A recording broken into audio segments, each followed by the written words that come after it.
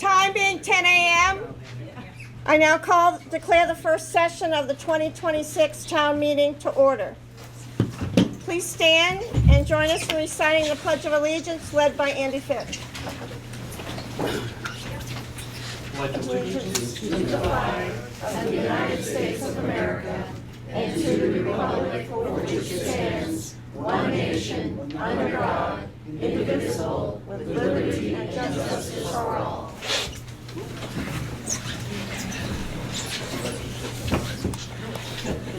I would like now to have a moment of silence in memory of two former town employees which we lost this past year. Patsy Tucker, who was the town clerk and tax collector for many, many years, and Tony Randall, who was our police chief for at least 10 years.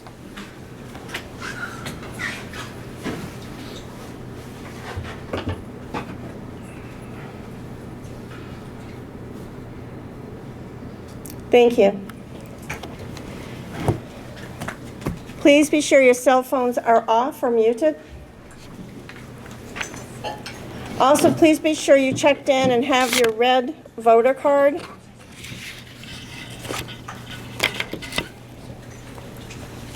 Basically, today's meeting will review and discuss each article on the warrant, which will be finally voted on by ballot on Tuesday, March 10. The articles may be amended today with some restrictions, such as the intent of the article cannot be changed. Votes today are simply to put the warrant in final form for the town voting day.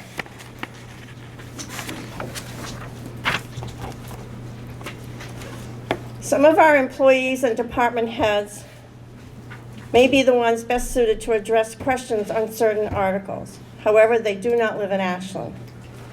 I would entertain a motion to allow such individuals to speak if needed, to address any questions on an article.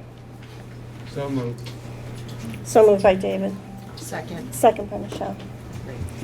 Motion was moved by David Rule, seconded by Michelle Roloff. Any discussion?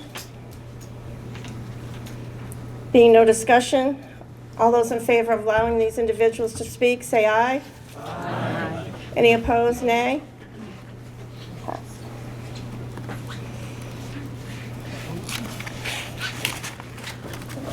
Article 1, to choose by nonpartisan ballot.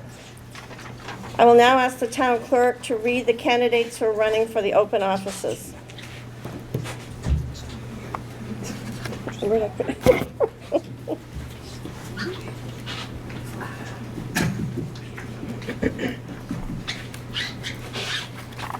On the ballot, it will read, select 2 for a 3-year term for Board of Selectmen, Anne Marie Barney, Stephen Felton, and Charles Bozzella.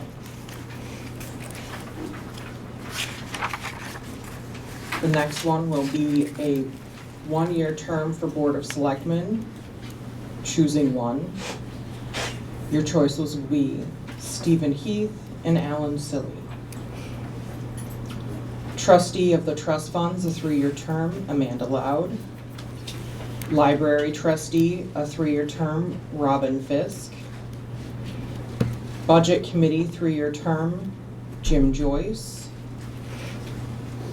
The 2 spots for Cemetery Trustee, no one put their name on the ballot. Treasurer, 3-year term, Linda Guyette. Supervisor of the Checklist, 6-year term, Terry Linden. Supervisor of the Checklist, 2-year term, Elaine Allen. Thank you, Becky. Any registered voter in Ashland can also run as a write-in candidate for any of these open positions or any of the positions. Is there anyone here today that would like to announce their candidacy for write-in? Okay, thank you.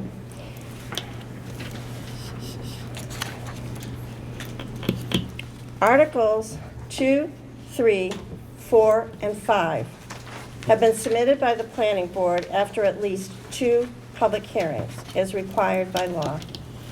Therefore, although we can discuss them, they cannot be modified or amended in any way.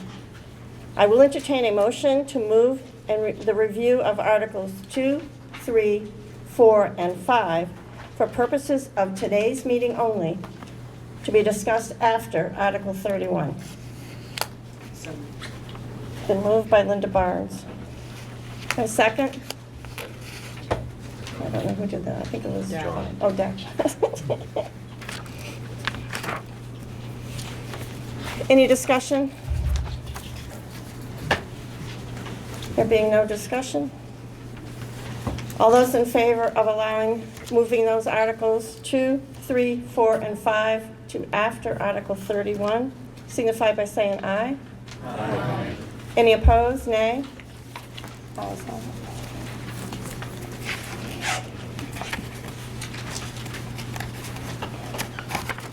Okay. Article 6, Water Department bond, no tax impact.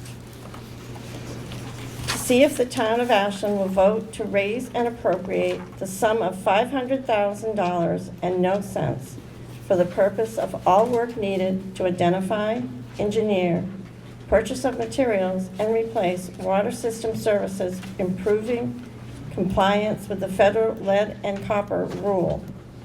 Such sum to be raised by the issuance of bonds or notes not to exceed $500,000 under and in compliance with the provisions of the Municipal Finance Act, New Hampshire RSA 33:1 et seq., as amended, and to authorize the Board of Selectmen to issue and negotiate such bonds or notes and to determine the date, term of payment, and rate of interest thereon.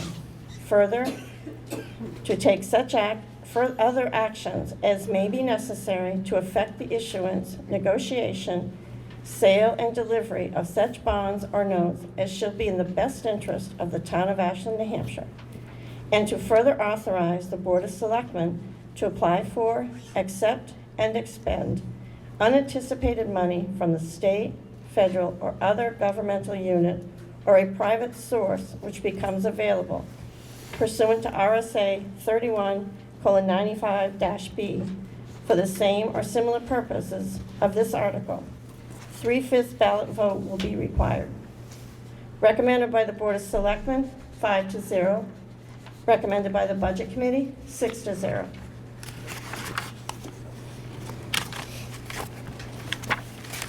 Is there a motion to move this to the floor for debate? Motion to move to the floor. Bob Latourneau. Second? Any second? I'll second. Oh, Michelle, second. Is there any discussion on this article? There being no discussion on this article, we will vote to place it on the ballot as written. All those in favor, aye. Aye. Opposed, nay? Ayes have it.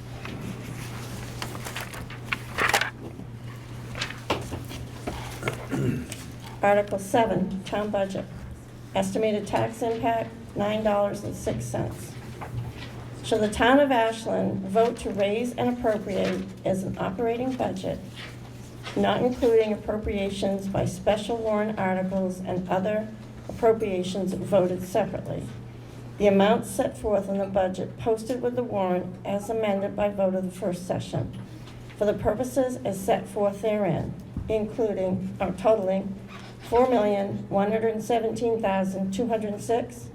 Should this article be defeated, the default budget shall be $4,003,067, which is the same as last year, with certain adjustments required by previous action of the town of Ashland, or by law, or the governing body may hold one special meeting in accordance with RSA 40:13, 10, and 16 to take up the issue of a revised operating budget only. Majority vote required. Recommended by the Board of Selectmen, 5-0. Recommended by the Budget Committee, 5-1. Is there a motion to move this article to the floor for debate? So moved. David, second. Second. Michelle. Is there any discussion on this article? There being no discussion, we will just vote to place it on the ballot as written. All those in favor, aye. Aye. All those opposed, nay. Ayes have it.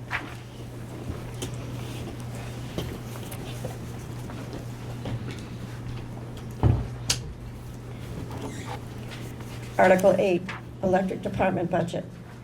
No tax impact. Shall the town of Ashland vote to raise and appropriate as the Ashland Electric Department operating budget, not including appropriations by special warrant article and other appropriations voted separately. The amount set forth on the budget posted with the warrant is amended by vote of the first session, for the purposes set forth therein totaling $4,125,826.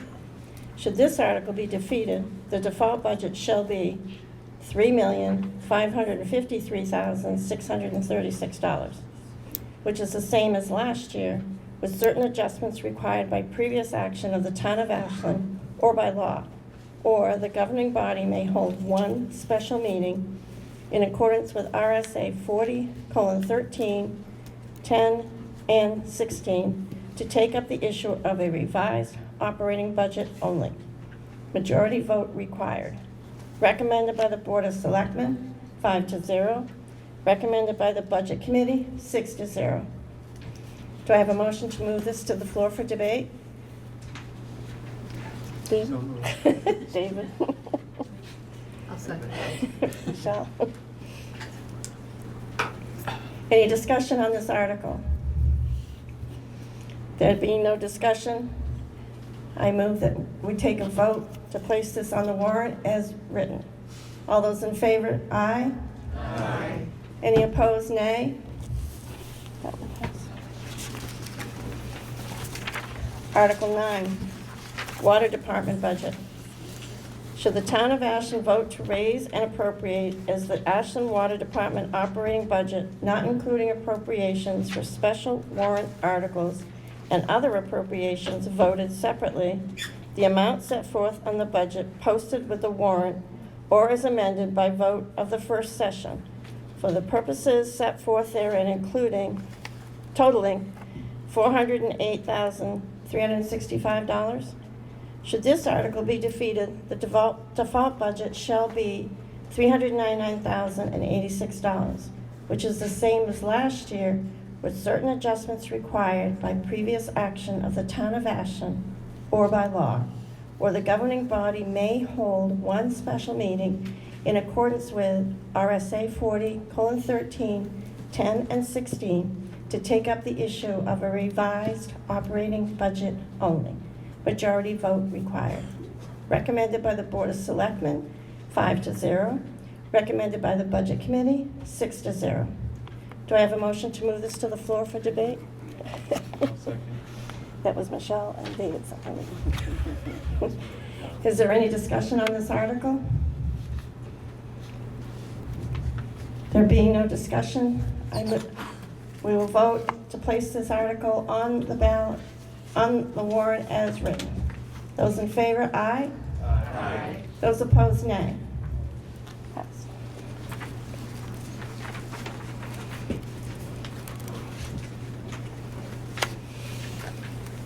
Article 10, Sewer Department Budget.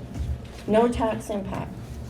Shall the town of Ashland vote to raise and appropriate is the Ashland Sewer Department operating budget, not including appropriations by special warrant articles and other appropriations separately, the amount set forth in the budget posted with the warrant or as amended by vote of the first session for the purposes set forth therein, totaling $847,327. Should this article be defeated, the default budget shall be $837,113, which is the same as last year, with certain adjustments required by previous action of the town of Ashland or by law, or the governing body may hold one special meeting in accordance with RSA 40:13, 10, and 16 to to take up the issue of a revised operating budget only. Majority vote required. Recommended by the Board of Selectmen, 5-0.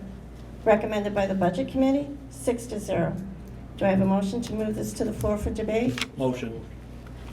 Andy? A second? I'll second. Michelle will second. Article, any discussion on Article 10? There being no discussion, we will now vote to place this on the warrant as written. All those in favor, aye? Aye. All those opposed, nay? Passes. Article 11, no tax impact.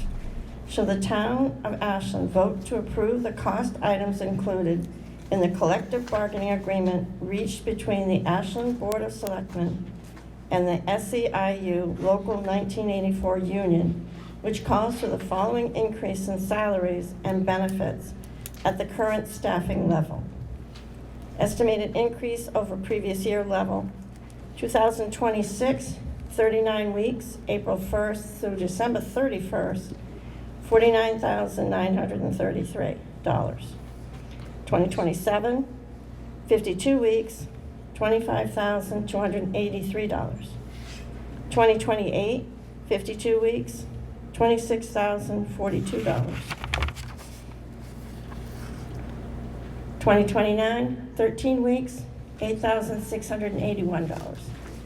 And further, to raise and appropriate $49,933 for the current fiscal year, such sum representing the additional costs attributable to the increase in salaries and benefits required by the new agreement over those that would be paid at current staffing levels.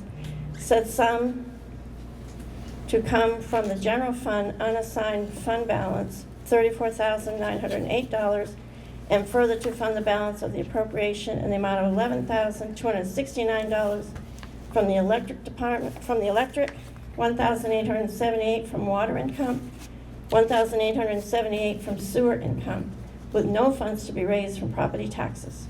Majority vote required. Recommended by the Board of Selectmen, 5-0. Recommended by the Budget Committee, 5-1. Do I have a motion to move it to the floor for debate? Motion. Andy? Second? I'll second. Ann? Any discussion on this article? There being no discussion, we'll vote. I have a Oh, clarifying I'm sorry. question. Can anybody clarify You got the what microphone? percentage that is? Wait a minute, here. 3%. It's 3%? So on each year. Say it again though, so that's a. My question is, if you did the math for 20, 25, 27, 28, 29 on that, the denominator is the actual benefits and salaries of those union employees. So just clarifying, that's 3%, Andy? I believe so. Like that's what it was. Thank you. Good job, good question. Any other questions? Could you get to the mic, please, and announce your name and show your voter card? Is that my red card? Yes. Robin Fisk, I just had a question. What percentage of the, Can you put it on? did that work? Press and hold it to the light. I think you have to lights hold it up. right under the, There you go. yeah, try it now. Can I just yell? Your mic's on now. You're right. Robin Fisk, I just wanted to know what percentage of the general fund unassigned fund balance would be used for this? Thank you. Well, currently we have 1.4 million. Yeah. I don't know what the percentage is. What was the it does say, it says how much is coming from the fund balance. What was the question? What was the percentage of the general fund unassigned balance of which $39,908 would be used for this expense? Yeah, so currently we have 1.43 million in unassigned fund balance, and Can everybody use a mic because it's really hard to hear? sorry. Thank you. I think it's on. Yep. So Currently, we have 1.43 million in unassigned fund balance according to the auditor, and this would be a small percentage. That's good enough. I didn't need the exact number, but I just. Oh, okay, okay. Thank you very much. You're welcome. Becky, why don't you keep the mic and keep it on? Hold on to this one. Any other questions? Can I have a motion to move the question? So moved. David moved it. A second. Michelle second. All those in favor of ending discussion signify by saying aye. Aye. Those opposed, nay. We will now vote on placing the article on the warrant as written. All those in favor, aye. Aye. All those opposed, nay. Ayes have it. Article 12. To the town of Ashland, if Article 11 is defeated, authorize the governing body to call one special meeting at its option to address Article 11 cost items only. Majority vote required. Recommended by the Board of Selectmen, 5-0. Do I have a motion to move this to the floor? I'll make the motion. Andy? Second? Second. Jen? Any questions on Article 12? There being no questions, we will vote to place this on the warrant as written. All in favor, aye. Aye. All opposed, nay. Article 13, Master Plan. Estimated tax impact, 2 cents. To see if the town will vote to raise and appropriate the sum of $10,000 for the purpose of starting the process of updating the Town of Ashland Master Plan. Recommended by the Board of Selectmen, 5-0. Recommended by the Budget Committee, 6-0. Do I have a motion to move this to the floor? Jenny? Second? Second. Andy? Any discussion on this item?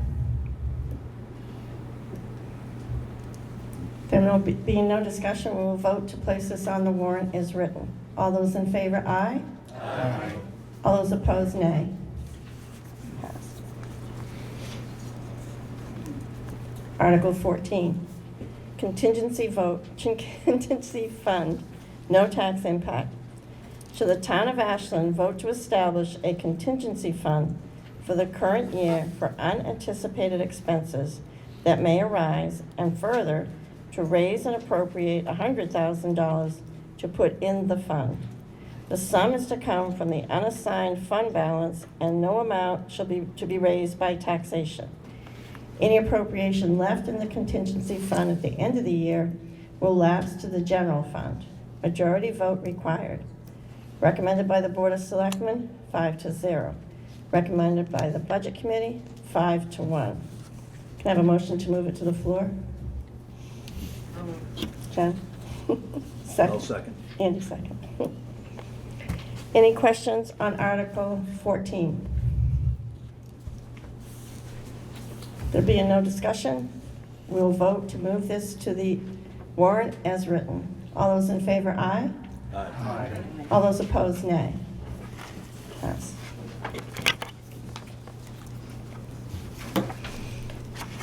Article 15, Fire Department Capital Reserve Fund. Estimated tax impact, 6 cents. Shall the town of Ashland vote to raise and appropriate the sum of $25,000 to be added to the Fire Department Capital Reserve Fund established in 2013 for the purpose of repairing or purchasing fire department vehicles. Majority vote required. Recommended by the Board of Selectmen, 5-0.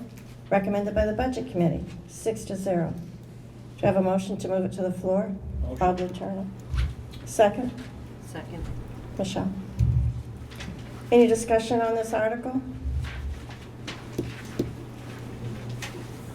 Oh, go ahead. So, could you come to the microphone, please? Thank you. Hello, Bonnie Bethune, 160 Albrook Road. Just had a question. Do these gain interest while they're in the capital reserve fund? Yes. Any idea how much? Oh, pass the mic. Amanda Loud.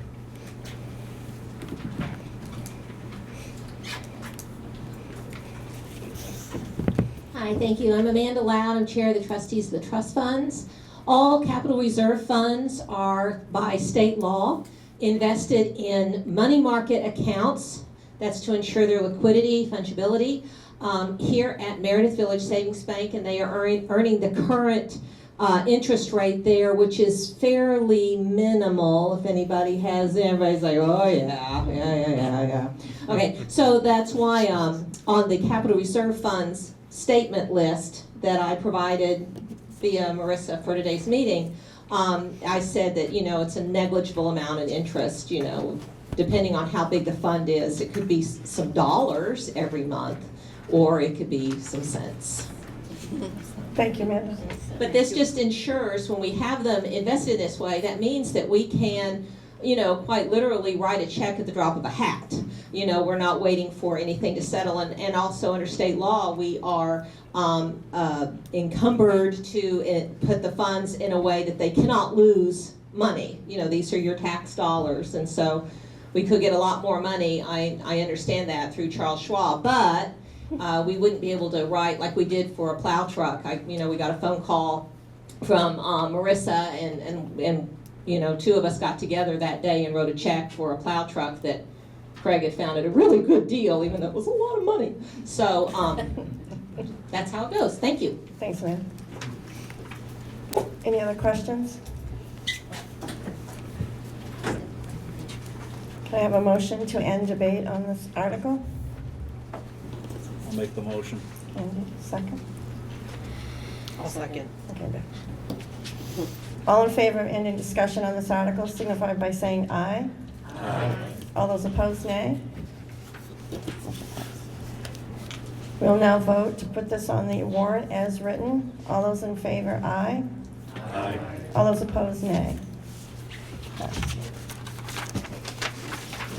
Article 16, Police Department Car Capital Reserve Fund, estimated tax impact, 8 cents. Shall the town of Ashland vote to raise and appropriate the sum of $35,000 to be deposited into the Police Department Capital Reserve Fund established in 2013 for the purposes of repairing and purchasing police department vehicles. Majority vote required. Recommended by the Board of Selectmen, 5-0. Recommended by the Budget Committee, 6-0. Can I have a motion to move it to the floor for debate? Motion pass. Motion to move. Okay. Article 16. Yes. Alexander or Ali Roll? Need I'll a second? second. Okay, Andy. Any discussion on Article 16? There being no discussion? Oh, I'm sorry. Hi. Yeah, my name is Hugh Healy. I live on 6 Michaels Way. It's just a general question for these reserve funds. You make a statement that this is a reserve fund and we're going to add to it. Does that mean that currently there's money in the reserve funds? Yes. I don't know if it would be helpful or not, but maybe if you state that. There's a paper on the back table. Oh, that has actually them. has that in there? Okay, well, Yeah. thank you. I'll take a look. Good question.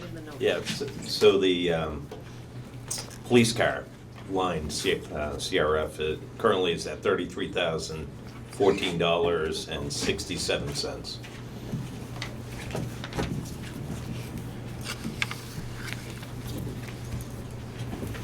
Any other questions on this article?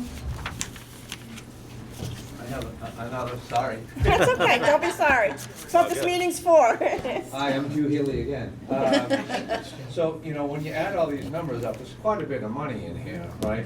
And the lady came up recently and talked about, where these funds go, and there seem to be sitting simple savings accounts, and I get the whole liquidity thing, but, for myself, and maybe others too,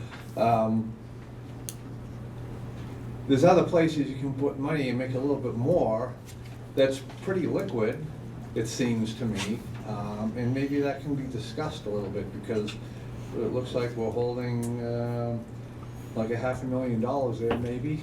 I don't know, in these accounts that, unless you're kind of burning through it, and then maybe that doesn't really make a difference, but if you're really holding on to it for any, longer period of time, and I don't know if they're in like separate accounts or if just one big account and they're, Separate. how they're apportioned, so. I don't know how it works technically, but it just seems to be that, well, maybe you could be making a little bit more money on it, if you took this and the current rates, you could be maybe making $5,000 or $6,000 or $7,000 or $8,000. It kind of makes a difference, so. Amanda, can you address that? Sure. Thank you. Yeah. No, absolutely, I do agree with your math. However, we are obligated to follow New Hampshire state law when it comes to how municipal funds are set aside and invested, if you will. And so where our hands are tied by Concord, not by anything that we can do here in Ashland about that.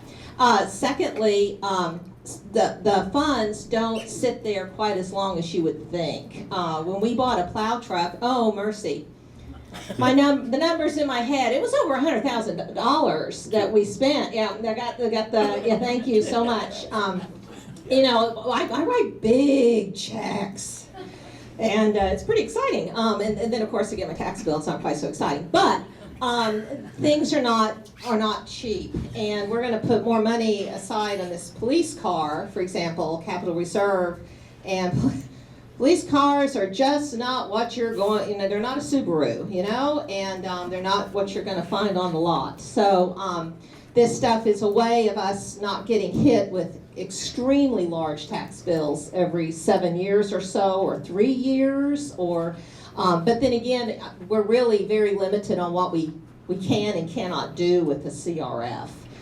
That's not the case, for example, with some of the trusts that we fund, which are that we manage, we don't fund them, which are completely different than a CRF. A CRF is a capital reserve fund for a specific purpose that the tax bills pay into, that's voted on by the town for specific purposes. Our trust funds, on the other hand, and we've got, I think we have 5 of those now, that we can actually access through, you're still illegal, but those are set aside differently. They're for funding scholarships, for example, and so those can be invested better, and they're at Vanguard, and they're making more money, but we're just very limited by the laws of the state of New Hampshire. Thank you, Amanda. Thank you. Any other questions? I don't have a red card, so can I ask a question? Are you a registered voter? Yeah. Okay. Does anyone object to her speaking? No, I just wanted to understand. Could you announce your name? Come to the mic and announce your name, please. I'm sorry. Lori Mayo. I have a house on River Street. Right. I didn't realize I didn't register to vote. I just was wondering, so the state law prohibits us from investing in a high yield savings account? No. Go ahead, Amanda. Did you get her name? Honestly, that I cannot answer, because I think it would depend upon what the parameters are of that high yield account. So I do know that at this point in time, Ashland does comply with state law, having them at Meredith Village in money market accounts. We can certainly look as trust fund, our next meeting is in March, and we can certainly look into that. That would just depend upon what the parameters are of the high yield account. We inherited, I guess only I, because I was a sole trustee of the trust funds when I was elected, but we inherited, this at Meredith Village, and they were legally and accurately invested, and we didn't look into that. We had bigger fish to fry, and those that have been in Ashland for a while are chuckling and understand that statement. But that is definitely something we could look into. Yeah. Bob, if you have a question, please come to the mic. Bob Letourneau. Bob Letourneau. Aren't the high yield funds have penalty fees if you have to withdraw them early? Yeah, they could be. Again, that would be more of a CD, I think, that would encumber funds, in which we are prohibited, because we have to keep our funds fairly unencumbered and fungible. Like I said, Marissa called and said, can you guys get us a check by 2 p.m.? I'm like, well, we'll work on it. So we have to have the liquidity of these funds. And again, like I said, to answer your question, it would just depend upon what the parameters and caveats are of that high yield fund. Yeah. Thank you. Thank you. Any other questions? Can I have a motion to end debate? Motion. Okay. Second? A second. All those in favor of ending debate, say aye. Aye. Those opposed, nay. We'll now move this article to the warrant. Vote on moving this article to the warrant is written. All those in favor, aye. Aye. All those opposed, nay. Article 17, Public Works Capital Reserve Fund. Estimated tax impact, 7 cents. Shall the town of Ashland vote to raise and appropriate the sum of $30,000 to be deposited into the Department of Public Works Capital Reserve Fund, established in 2016 for the purpose of vehicles and equipment replacement or repairs. Majority vote required. Recommended by the Board of Selectmen, 5-0. Recommended by the Budget Committee, 6-0. Do I have a motion to move it to the floor? Bob, second. Andy? Any discussion on this article? Yes.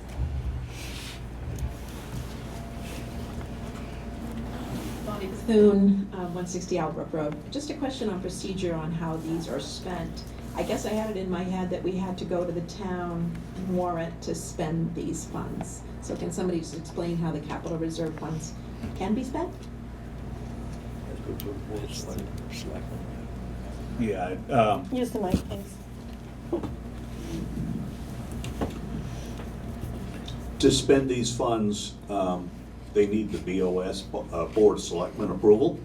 It comes to the Board of Selectmen for approval upon the town manager's recommendation. Okay.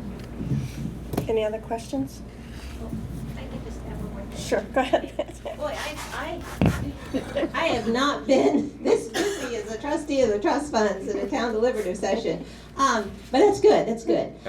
So I just like to agree with absolutely everything Andy said, that's correct. However, we trustees of the trust funds act as kind of that balance to the Board of Selectmen spending, because not only are we the ones that write the checks and not the Board of Selectmen, we get a big packet with all the information we need and we write the checks, which we can, by the way, only hand to Becky. We are not allowed to hand this check to Marissa or anybody else in the office. Again, that's state law. And then secondly, our second duty as a trustee of the trust fund is to ensure that what the Board of Selectmen has asked to fund, this check to fund, and we'll have a list of that, the receipt, that is indeed what the funds were voted to do. So it's usually a pretty no-brainer thing, like we have a CRF called Police Car CRF. And here's the receipt for the police car that they bought. So we're pretty set on that. But sometimes it could get fairly vague. For example, if we had a CRF and it's something to do with I'm making something up now, like improvement or whatever, and we have to look at this and go, well, did they really use the funds to improve the whatever, or did they use the funds to improve the something else? So that's where we act as a counterbalance to this, to ensure that your funds are indeed being spent as the ballot box said they should be spent. Thank you, Amanda. Go ahead. Bonnie Bethune, 160 Albrook Road. I just wanted to thank the town and townspeople and the boards and committees for the CRFs. I would love to have my personal budget like this. Thank you. Talk to Amanda. Big budget, big budget. Any other questions or discussion? Can I have a motion to end debate? so moved. Second? Second. Yeah. All those in favor of ending debate on this article signify by saying aye. Aye. Those opposed, nay. We will now vote to move this article to the warrant as written. Those in favor, aye. Aye. Those opposed, nay.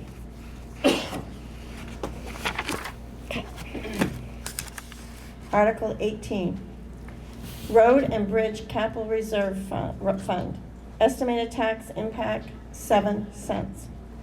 Shall the town of Ashland vote to raise and appropriate the sum of $30,000 to be deposited into the Road and Bridges Capital Reserve Fund established in 2013? Majority vote required.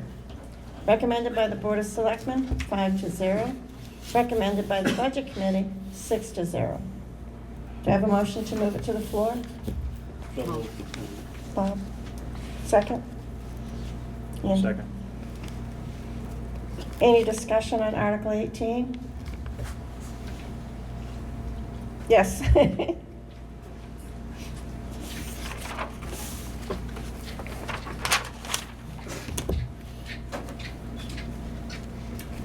I'm short. My name is Kathy Shear. I live on Spring Street. Our street is awful, and my husband has lived there for something like 45 years. Never been fixed. It's falling apart. It's falling into my my garden, and I want to know how you figure out what roads to fix with this money. I don't know if this is appropriate for this, but it's very concerning. And I'm sure we're not the only ones.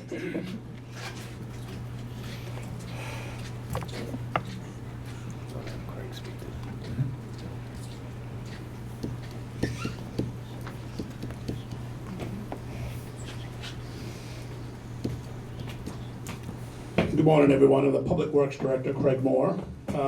Yeah, we have a road improvement plan that we established probably more than 7 years ago.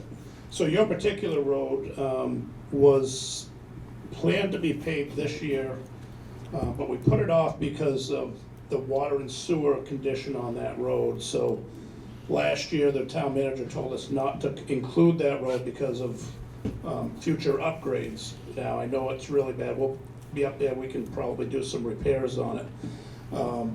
But that was scheduled this year. The Owl Brook Road is gonna be paved this year. I don't think that's gonna happen, but there is a road plan, and your road was next for this year, actually, this coming paving season, but it's been put off because of the condition of the water and sewer on that road, so they don't wanna waste money on it.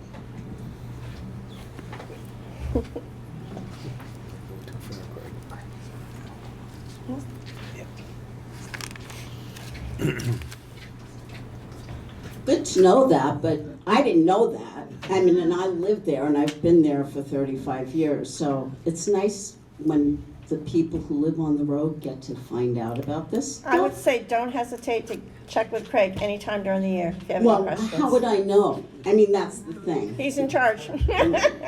Yeah. He's well, the, it'd be good to let people know about this. The other thing is that I realize town and the water and sewer is not an issue, but our basement and the whole side lawn on our house flood every year at springtime. I mean flood. It's bad. And I've been told that they were putting they meaning who? The town or the assisted living up above us.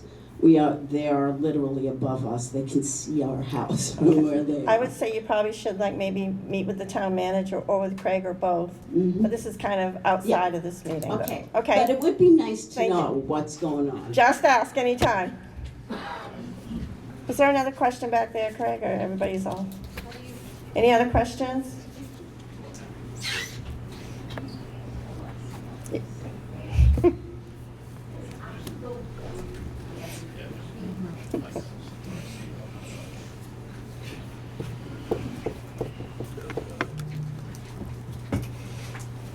I'm Dick Ogden from Ashland, Albrook, as a matter of fact.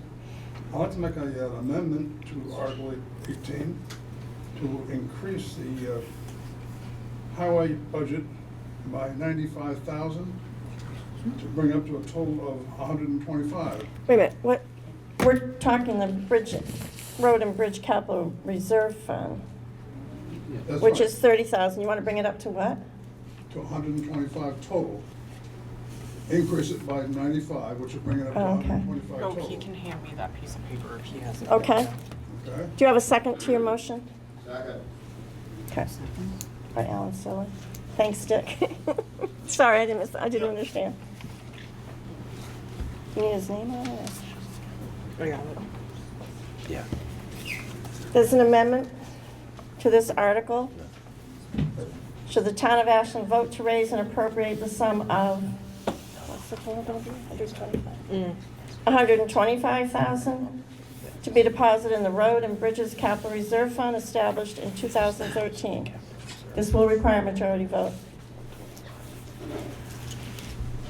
I need we got a second, right? Yeah, we got a second from Alan. Okay, any discussion? No. No? I want to ask a question. You want to ask it? Go ahead. You want to ask it? Yeah, this is discussion. You can ask a question too. Bob Turner from Thompson Street. I just want to know what the purpose of that $100,000 is. Although we know what the $30,000 is for, I have no idea what that $100,000 is for.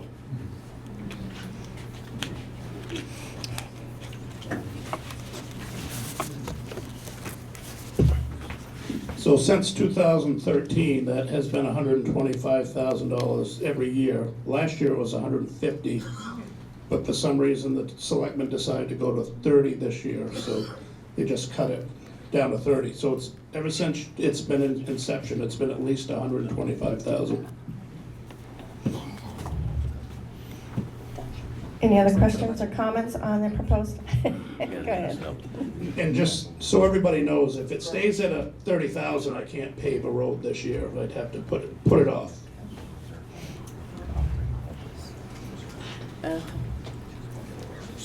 No. Any other questions or comments? I have a comment. Go ahead. So. Oh, just a minute, microphone.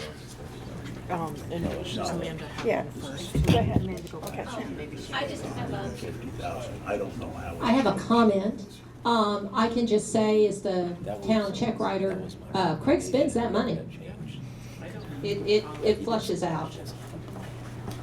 When he gets the money, he doesn't sit on it. It's spent. I think she means that in a good way, Craig. yeah, in a good way. It's not a savings account. Come to the mic. Road line is on, I don't think so. So nothing gets spent on the Dave Toth, Smith Hill Road. I just wanted to say that I was the one, along with Steve Felton and other people on the capital improvement plan, who initially set the $125,000 amount for the capital reserve for roads. And that was quite some time ago. Now, we've been putting $125,000 in that account for years, every year, and that amount should have been increased, not decreased. The problem with roads, I think that most of you know, is there's a period of about 10 years where where the road is fine. After that, you need to think about resurfacing it. If you wait too much longer than that, you've got to completely repair the road, and the expense goes up. The expense for repair goes up exponentially. So we may be saving money in the short run, but we will not be saving money in the long run. I have a question or a statement. When it was brought to the Annie, microphone. Michelle, if I can yell.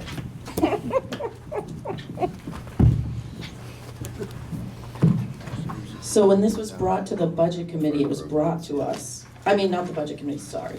The Board of Selectmen, it was brought to us at 30,000. We did not lower it. And my question is, what would that make the tax impact be? Do we know that? Marissa's here, I think, ask her. Marissa? Where is she? Is Marissa back there, Craig? Probably 16 cents in the neighborhood of. About 25 cents, something around there, it's 3 times higher.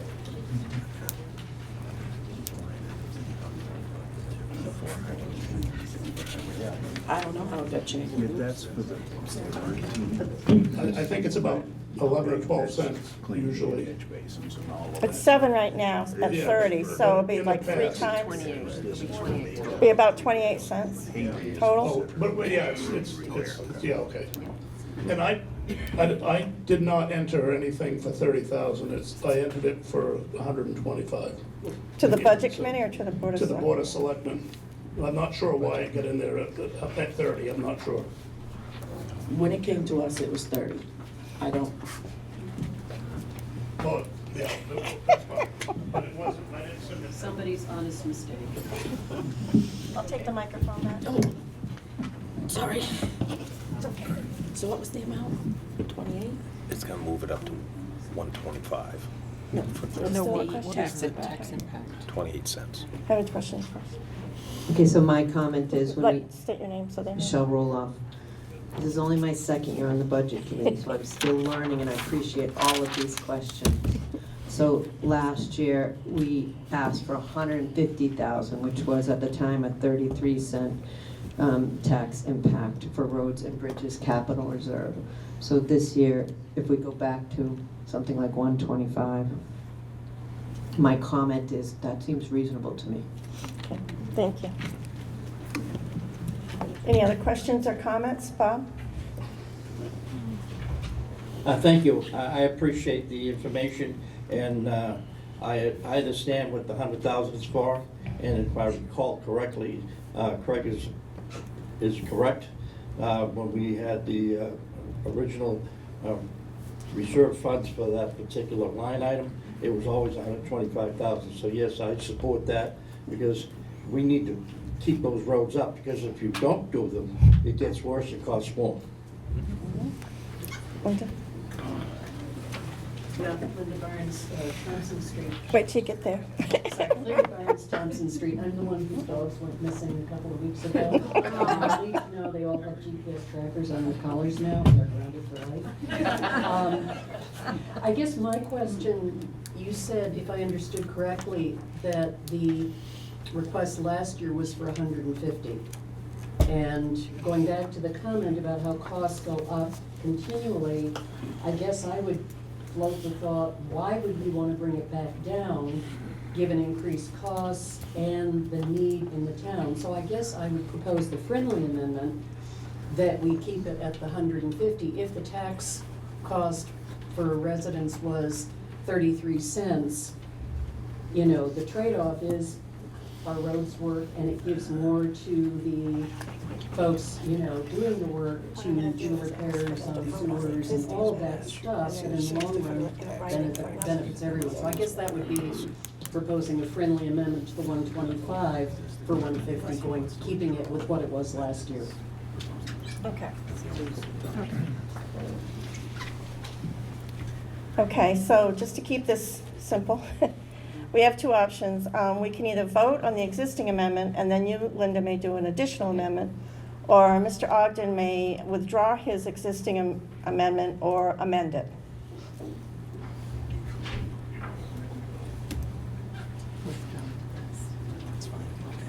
That's the easiest. Yeah. I think everyone wants it in there. Just have them amended. Amend it. Do you want to amend it, Dick, or just leave yours the way it is? Amended to 150 and then 7%. Do you want to amend your motion to make it 150,000? Yes. Okay. Can he just do that? Yes, I'll take care of the pen work over here. Okay. We'll get you to do it in writing after. No, I got it. Okay. Oh, perfect. And that's 33 cents. I need a second on that, I assume? I'll second. Okay, Michelle seconded. Okay, so now we have amended the existing amendment to be 150,000 instead of 125,000. Did I see somebody with a question? Go ahead. Where's the updated roads plan?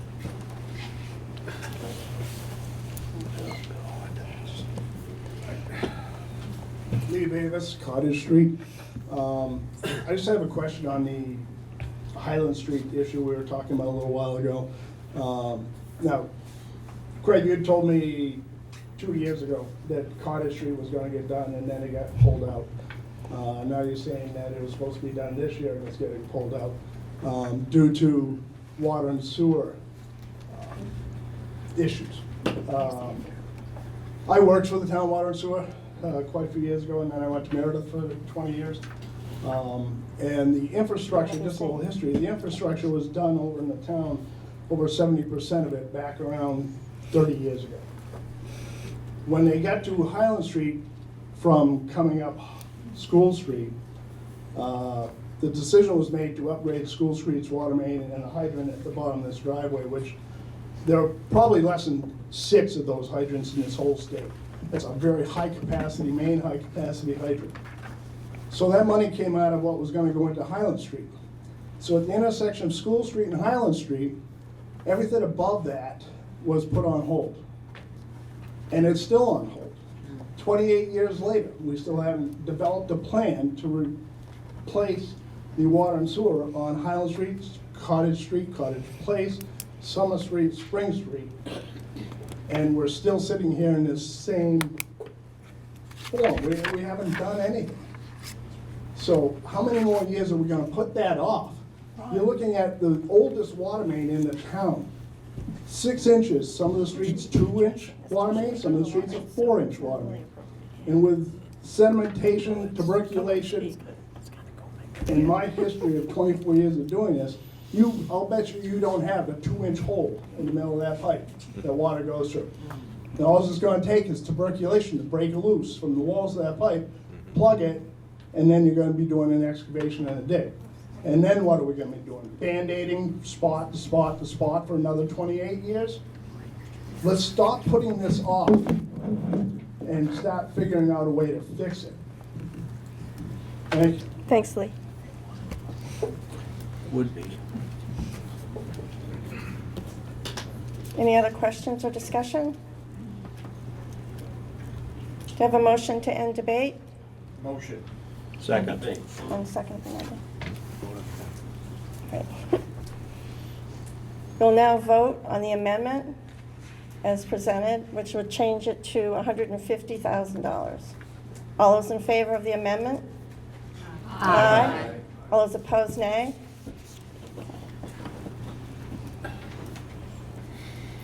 We will now vote to place this article on the warrant as amended. All those in favor, aye? Aye. All those opposed, nay?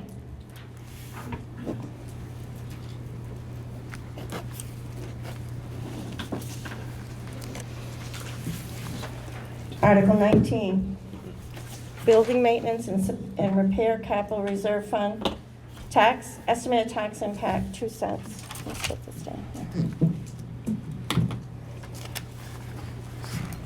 Shall the town of Ashland vote to raise and appropriate the sum of $10,000 to be deposited into the Building Maintenance and Repair Capital Reserve Fund for the purpose of maintaining and repairing all town buildings?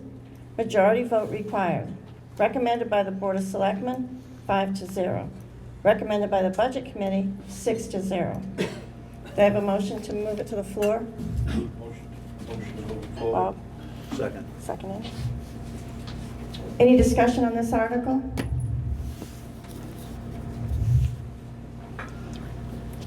There being no discussion, we will vote to place this article on the warrant as written. All those in favor, aye?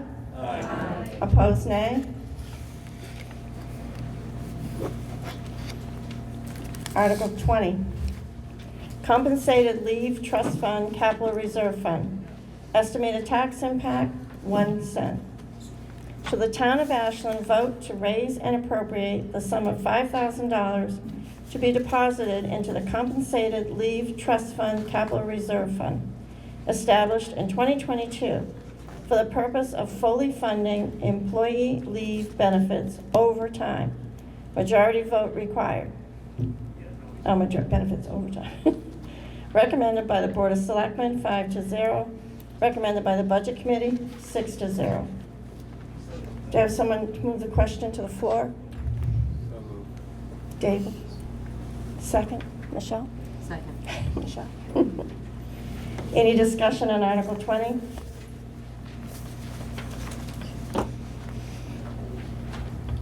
We will vote to move Article 20 to the warrant as written. Those in favor, aye. Aye. Those opposed, nay.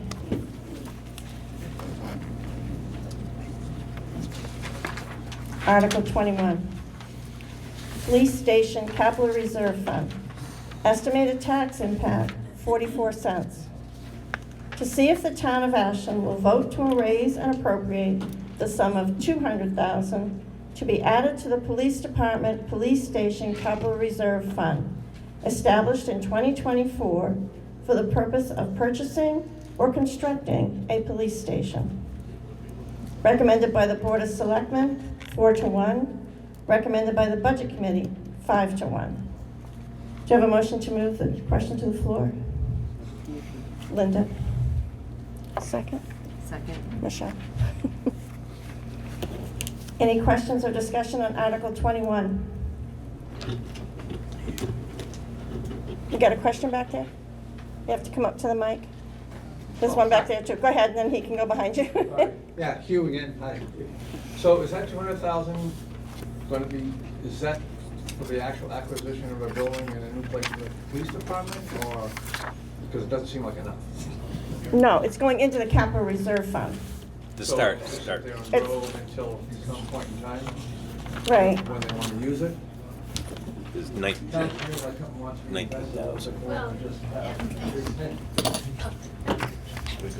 If I may, thank you.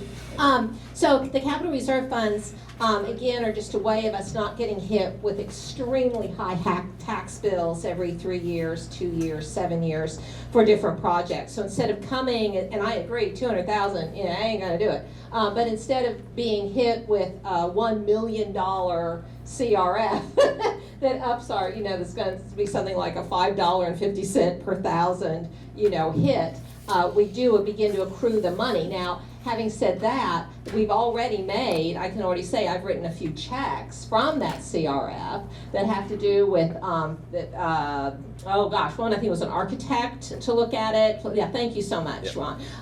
Could clarify that, because between my own checks and the town checks and the church's checks, I just write checks.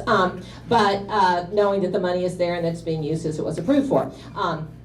But anyway, it may not be sitting there for quite as long as you think, because unfortunately in the building world and in the planning world, 200 grand can go fairly quickly, or more quickly than we would like it to, so. Yeah. Thanks, Amanda. Was there a question in the back? Oh, he's coming.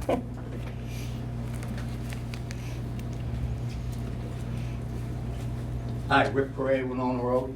I just want to make a comment. First of all, I'm all about capital reserve, putting money away, because just for the simple fact that we do get hit every once in a while for a big one. But we need to be very careful here. What we're doing is, we'll just take this one page that we started out at $105,000, we just doubled it. Right. Literally just doubled that amount right there. And that's what happens at these meetings. Everybody has an agenda. I'm all about fire, safety, et cetera, but, it almost appears that we're double dipping on a couple of these. I'd like to know the difference between, obviously, road improvement is very easy to define, but you come down here to public works. Do those two funds intermingle themselves, or is there an opportunity to intermingle them so that one line isn't larger than the other? Obviously, we're getting a little bit out of control here in my mind.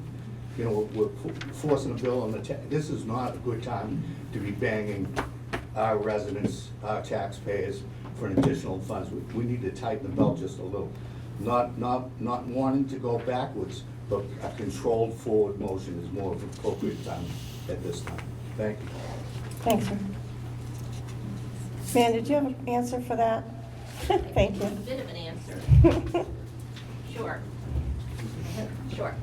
So I can just say that without having, because I did research when I became a trustee of the trust funds in 2020, and I have it on my home computer, naturally. I went through all of the town reports going back, and I found when we voted on these things and what the verbiage was, and I cut and pasted it, and I got it all. So having said that, I can just say from experience that the DPW, for example, Those funds are used to buy, are usually, in my experience in the past 6 years, have been to buy trucks for DPW and things like that.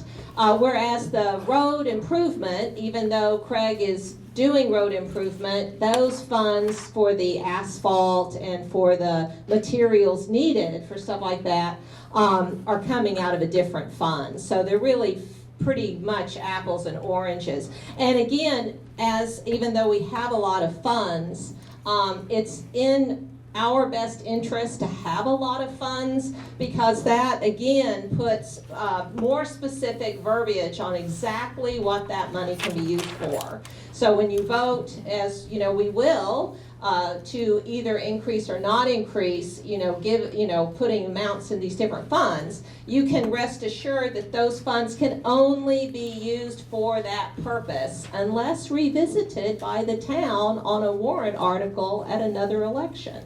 So, does that help out answer That it? did. Okay. Thank you. Bob? Bob Paterno again.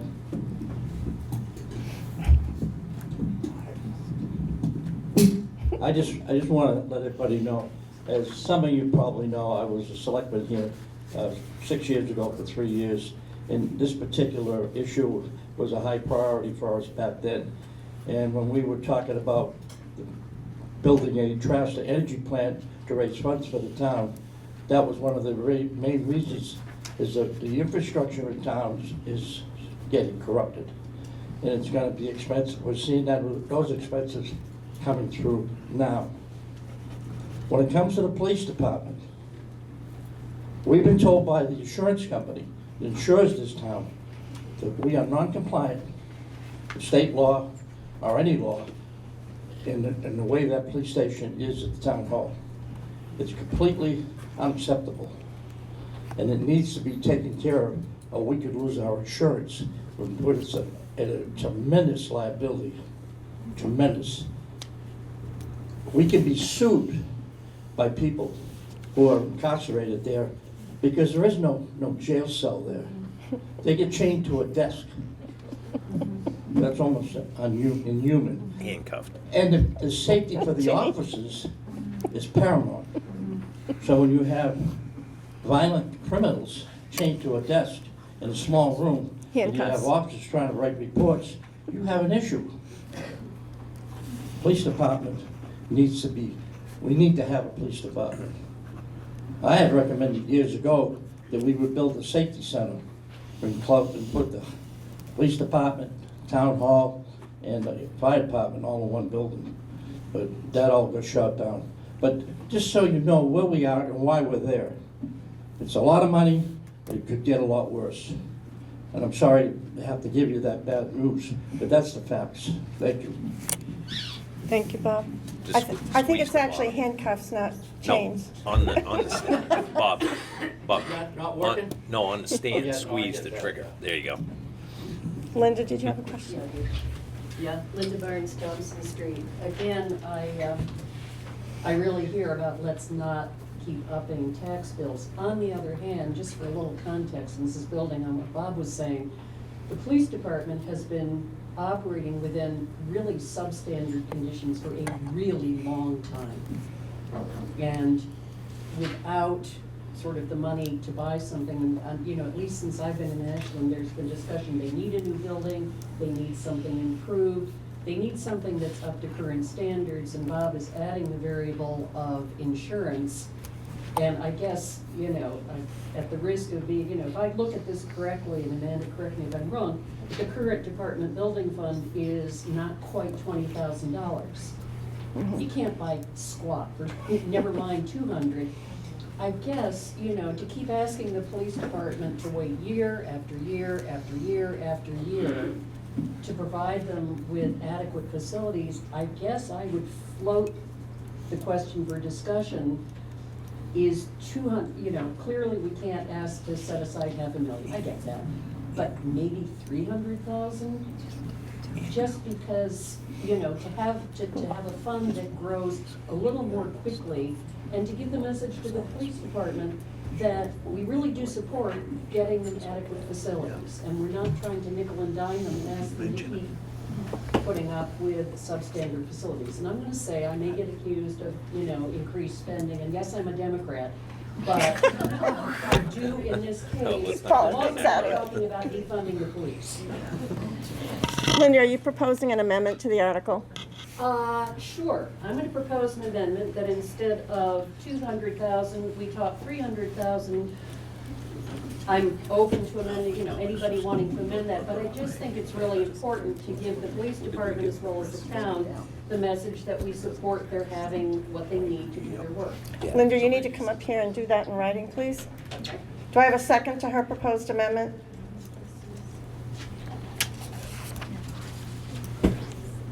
Oh, second. Question on that. Wait a minute, wait, please. So, if there's no second, what happens? No motion? No motion. Okay, go ahead. Hi, Hugh again. I'm just trying to understand something here. So if we want to build another police, another building, have another building for the police department, whatever, and that's been talked about for a long time, so if we all think that's a good idea, then that's a great idea. I'm trying to understand, these capital reserve funds seem to be, in my mind, something about, the year-to-year operations of things. You're anticipating a cost to do something. You're talking about road repair and all that good stuff. But, so for police, say we want to put up a new police building, which I think would be a good thing based on, I've never been in a police station, but I hear that it's not such a great thing, right? Okay, so if we want to do that, I don't understand this thing about, oh, we're gonna fund this capital reserve thing. It seems like a plan that's like, okay, we need to put in a building, let's go for it. This is what we think it's gonna cost, and start funding for that. Because these capital reserves, like the way this thing is written, it says that $200,000 is to put up a new building and nothing else, right? Is that what that's for? I mean, can that account be used for anything else for the police department? It can only be used to either to look into building a new one or buying an existing building and turning it into that. It can't be used to buy a police car. It cannot be used to fund another police officer. It can only be used for what has to do with building or getting. I don't want to keep saying building because it has to do with getting a new police station, which may mean buying an existing building and having that redone inside because they don't come with jail cells and whatnot that they need. But it can't be used for anything else except that. All right, then, good, then I'm happy. Does that help? Okay. But Wait a minute. again, though, it's a long-term thing. That's not gonna happen overnight, right? Well, they've been exploring it But for we should years, and the definitely- point is to kind of be ready when they finally find the ideal property, that we won't have a huge hit. Okay. Okay, does that help? Just Sure, okay. Thank you. I can speak to it if you Oh, want. okay. We'll let him go. Dick Carter, 4 Car Ave. I think we need a new police station. My concern is though, if we're not getting any interest basically on this reserve fund, we're putting a lot of money in there that's not accruing anything. And that, so what you expressed, that I do have that concern. So maybe we should consider, or keep in mind, we don't want to get a big hit and everybody, freaks out when that happens. But if it needs to be done, it needs to be done. And I think to simply put a lot of money into the reserve fund, these reserve funds, without any interest being accrued. Well, there is interest, but it is minimal. But that's Linda. again where we are obligated to follow the laws in No, I the state of New understand Hampshire, that. so No, we I can't do change that. understand that, and I appreciate that. But I still have that concern that we're putting all this money into reserve funds and not getting anything out of it. So in relation to the police station, maybe we just have to bite the bullet. And do what needs to be done. But we have over $1 million, or close to $1 million already in reserve funds. And I do hope you can follow up on, possibilities of accounts, savings accounts. That wasn't for years. So anyhow, for whatever that's worth, that's my thoughts. Thank you. Bob, did you have a question? Yeah, I want to beat this horse to death, but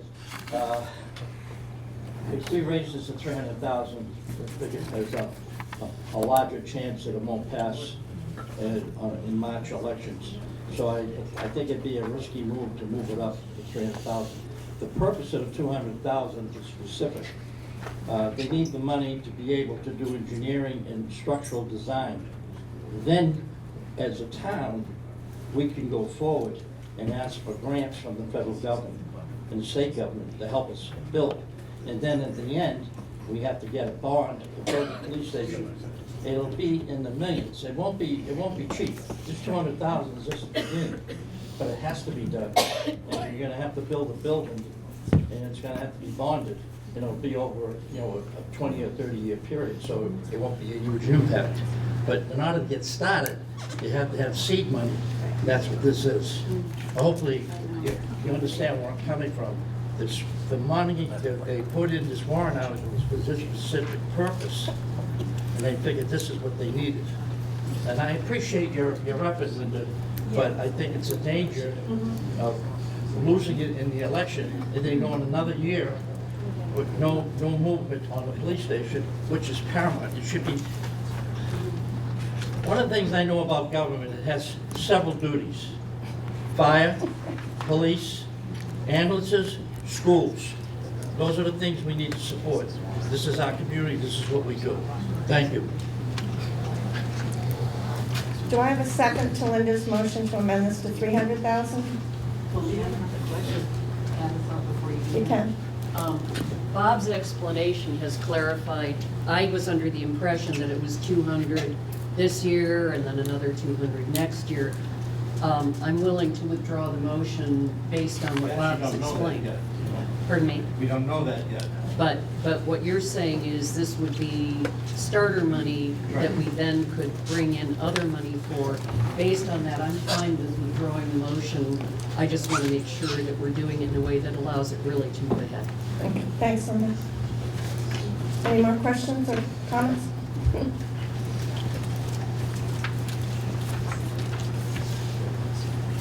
Hi, I'm Steve Felton, Depot Street, Ashland. I used to be on the select board in the 2014 area, and I'm trying it again. But one of the things I wanted to talk about is just a little bit on capital reserve, since we talked so much about it.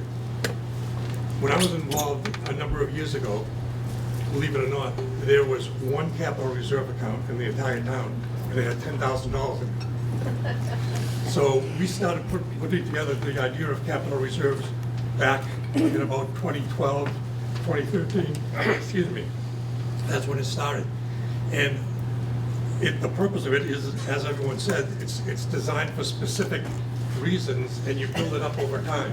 Another piece of that's very important, that I know we had then and I think we have now as well, is something called the CIP. And that's a Capital Improvement Program Committee. And what that's supposed to do is, as you look at whether it's roads or police or whatever, you literally put together Excel spreadsheets and determine what the needs are over a 10 or 15-year period, and you lay that out there so that you can kind of figure out, what do I need in capital reserves over a period of time, so that it evens the taxes out over a period of time, as opposed to saying, hey, guess what, I need $1 million for this. So this is a combination of the capital reserves and the CIP help the town manage the expenses over a longer period of time. So that's kind of what is, I think, being done now, and it's a very important part of it. And I do agree that if we could get more interest, that would definitely be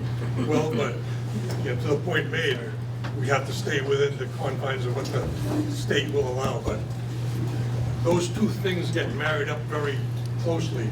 Capital reserves, capital improvement, those two things to go together, and that's how you that's how you project your spending over the next 10 or 20 years. And the last piece I'll say is, another thing that you saw and mentioned today is the idea of the master plan.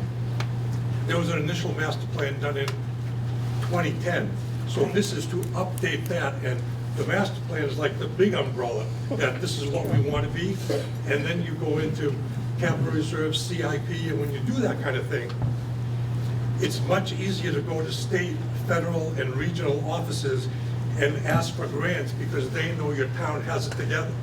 You got the capital reserve, you got a master plan, you got a CIP plan, so they feel comfortable in giving more comfortable in giving the grants because you displayed that you have a long-term plan that they think makes sense. So that's it.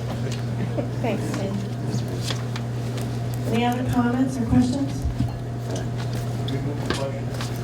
I'll return the question. Second?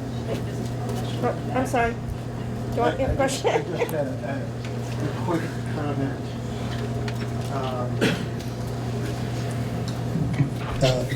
Dave Toth from Smithville Road. You may not be getting a lot of interest on those funds, but when you buy things for cash and you don't have to take a loan out, you save the interest payments on there, and a lot of that is more than you would ever get from the bank in the first place or an investment. So it's not a complete wash. Good job. Thanks, Dave. A second, Bob, we're trying to move the question.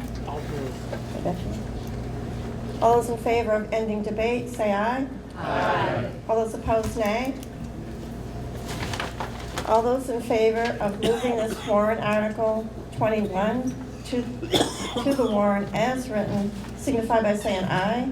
Aye. Those opposed, nay. Ayes have it. Article 22, estimated tax impact, 11 cents. To see if the town of Ashland will vote to raise and appropriate $100,000 for the purpose of developing a comprehensive plan to redevelop the town of Ashland waterfront beach area. $50,000 to come from grant funds, majority vote required. Recommended by the Board of Selectmen, 4-1. Recommended by the Budget Committee, 5-1. Do I have anyone to move the question to the floor? Yes. David's going to move the question. I'll Second. Andy.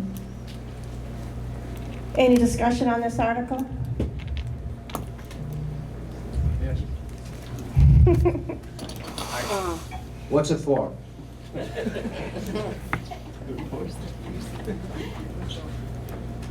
Jen, Charlie, somebody want to address that?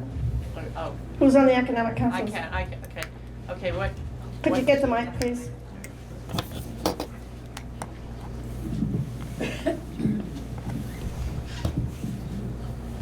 Hi. The Economic Development Committee was able to get a Northern Borders grant to spur economic development in town, to do a revitalization, to start the revitalization of the town beach. What this will do is the town is required through DES to have an engineer take a look to tell us what the town can do. We've gotten, people have told us they'd like the beach back because the beach isn't there anymore. It needs a new bathhouse. But we can't do anything without getting approval from the Department of Environmental Services. And so they said we need to probably hire a hydrologist and to tell us, and then from that, we will get, hopefully, an approval from DES to do certain adjustments to the beach. Jen, just to clarify, this is just for a study. This is not, it doesn't have anything to do with the actual work. No, what the expectation is, this is the study, so there's been some conceptual plans, but one has not been created because we have to find out from DES what we can do. And so we'll get the restrictions or whatever from DES or what we can. And so then after that, there will be next year, probably back here again with the plan of what we want to do at the beach. Now, just so everybody knows, it's $100,000 grant, Yeah. 50,000. The grant is 50, correct? No, well, it's $100,000. Raise and appropriate $100,000. 50,000 is would come from the state as a grant. The other 50,000 needs to be raised locally through a combination of in-kind volunteer services and funds. So that's what that 11 cents is for. But what the committee has started doing in their goal is to raise those funds through donations. And so far, we have 4,000 in pledges, and we are hoping to be able to get all the funds needed that way without hitting the tax rate. But to be able to get the grant, the town has to guarantee that the funding will be there. So that's why there is an 11 cents on there if we're not able to raise. Does the town actually have to expend 50,000 first? No. Before you get the 50,000 grant? No, we have to approve this warrant article saying that if there is the need for the town to provide that match, that they will. Okay. Does that make sense to people? It's usually the opposite, that's why I'm surprised. Usually grant monies, you have to pay your share first, then the grant money kicks in, that's why I'm questioning. Okay. Well, This one's the yes. requirements of the grant, we can't really raise any of that money until we get a yay vote on this article. So we cannot book any volunteer time, and we're only asking for pledges at this point. We cannot collect any money until we actually. And the money will go into the general fund, or does It the goes- Economic Council have its Ron own is line? managing, Ron manages the grant. Ron Right. manages. Right, but so where would this fund go though? If you get this 100,000, does it go into the general fund? Is it from the general fund, or does the Economic Council have its own budget? We do not have a budget. The Economic Development we have no power whatsoever. So any pledges that are paid after this is approved goes into the general fund until it's used? Ron has a folder of pledges. Yes. So I just want people to know where the funds are going. I'm sorry. Oh, Richard, well, he, Oh, Ron wants to Charlie. say something. Charlie wants it. Let Charlie. Yeah. Yeah, Dick Carter again. I just trying to understand. So, do we have to raise 100,000 to get the 50,000? No. Do we have to raise 50,000 and then we get the matching grant? Yes, so Oh, Charlie, first on in yours. order to spend money on this project, if it's approved by the voters, we have to, in the language, be authorized to spend $100,000, but 50,000 of that is being reimbursed to us from the grant. Okay. If it was only written for 50,000, we could only spend 50,000. But the grant is for 100,000. We're gonna write checks out of the general operating fund to pay the bills, then the grant reimburses us. It's a 50-50 match, so if we only spend $50,000 to accomplish the task, we would pay 25 and the grant would pay 25. If we spend 100, we pay 50, the grant pays 50. If I could just, Charlie Bozzella, if I could just expand on some of the things Jenny said a minute, that it's important to understand that we have a hydraulics issue at that beach that has been an issue for over a decade, and that's erosion. The sand in the past has been washing off the beach and down into the river. Double problem. The sand leaves the beach, clogs the river. The perch beach structure that you see there now was intended as a solution to that, at least to minimize the erosion. Turns out that, there's still sand going down the river, which is unrelated to the beach at this point. Also, there's been improvements to the drainage, which in the past contributed to the problem. the drainage coming down the hill, actually coming across the beach and washing the sand away.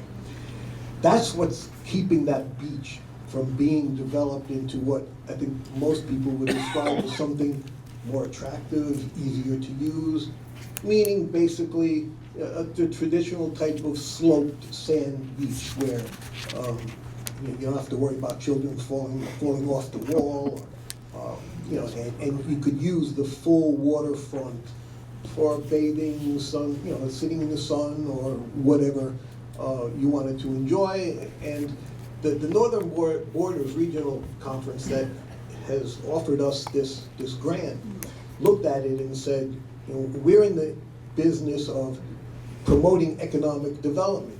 We don't just think that this could be a nicer beach. We think it could be an economic attraction. We think that that it could be a regional asset, and that it would attract people because those of you who know the location and have seen it, it's fairly exceptional. It has the potential of being a beautiful beach, as well as hosting winter activities. So the intent here is to make something that contributes value to our town.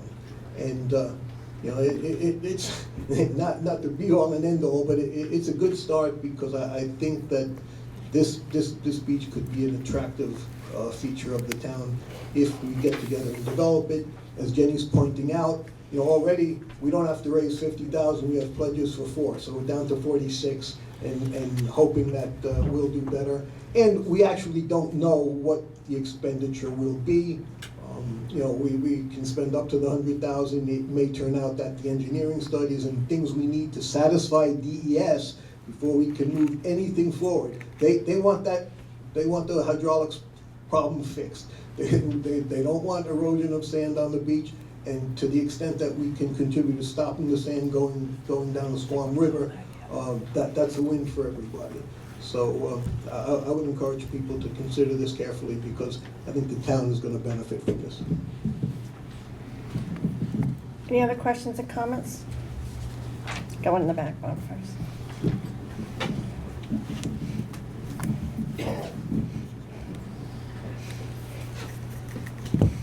Hi, my name is Jonna Forrest John. I live on 7 Double Head Road off of Levitt Hill. I just wanted to say something about the pledge money. We were currently at 4,000. We just got another 1,000. Oh. So, anytime anyone would care to pledge anything, $25, $10, it would help. Also, there's grant money available once we get to the point of doing this. So, yes, the idea of the committee is that we don't want to charge, we don't want to put this on the taxpayers. We want to come up with the money ourselves. So that's what I have to say. Thanks. Just, sorry, Fran. Go ahead, Bob. Thank you. Bob Turner, Thompson Street, again, sorry. Don't be sorry. To your question, I'll ask, where's this money gonna go? You have an account for this? We'll set up an account. Well, why wasn't a capital reserve fund included in this warrant article so that money would go into a place that's specific for that purpose only? Because it'll be a lapsing account, so once we've completed the process, any of the funds that was raised and appropriated through taxation, if we only spent 40,000, that 10,000 remaining would go into unreserved fund balance. Whereas if you leave it in a CRF, it's just going to sit there until you expend it. We assume that this town beach is going to need some work done. Well, yeah, true, but that's what was asked of us, was to write a warrant article for this. I think that, to make everybody happy, at least make me happy, that you have a special account for that money only, for that specific purpose, for spending, so it can't be dragged to other accounts. That's the way you do everything else. Well, Yeah, but the warrant article is specific, and that those funds raised will only be spent on that. And what is not spent will go back into the unreserved fund balance But you're gonna manage it through the general fund. as a line in the budget No, I don't like that. But short term too, right? I mean, the hope is, yeah. this year, yeah. Right. Oh, Amanda. Not me. Come on, Frank, come on down. He's supposed to- You can do it. Fran Newton, Smithfield Road. I just want to emphasize that this is a feasibility study. There's been maps out there of the new concept of the beach. That is not the plan. There is no plan. This is a feasibility to find out what we can do. Once we find out what we can do and what we can't do, then we can decide to set up a CRF for beach improvements if they need to be done. But there's so much misinformation and rumors out there that you've got to ignore. This is a feasibility study only and really important. Thanks, Frank. Amanda, did you have a comment? So just really quickly, if this were to become a CRF on the ballot this year, that means that, as Ron pointed out, any funds that we don't spend would again languish in the CRF until we came to a town deliberative session again, and we had a warrant article that said we could now take the funds that are in here and rename it to this, and then we would have to put the verb, because again, CRFs can only be spent for what they are voted on, and that means that this is voted for a feasibility study, then you can't do any improvements with it. That's it. And so we do have, I think if you notice on the list, property tax map, I think it's $9.80 or something like that in it. Maybe it's up to $10 by now. But that's just like ridiculous. But that's something that will be funded again, because unfortunately property tax maps must be revisited. Thank you.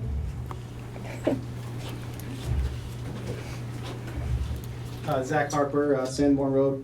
So I'm hearing that we need a new police station, new roads, new pipes. Maybe a beach isn't a priority right now, and maybe we could, revisit this in the future when we have less pressing matters.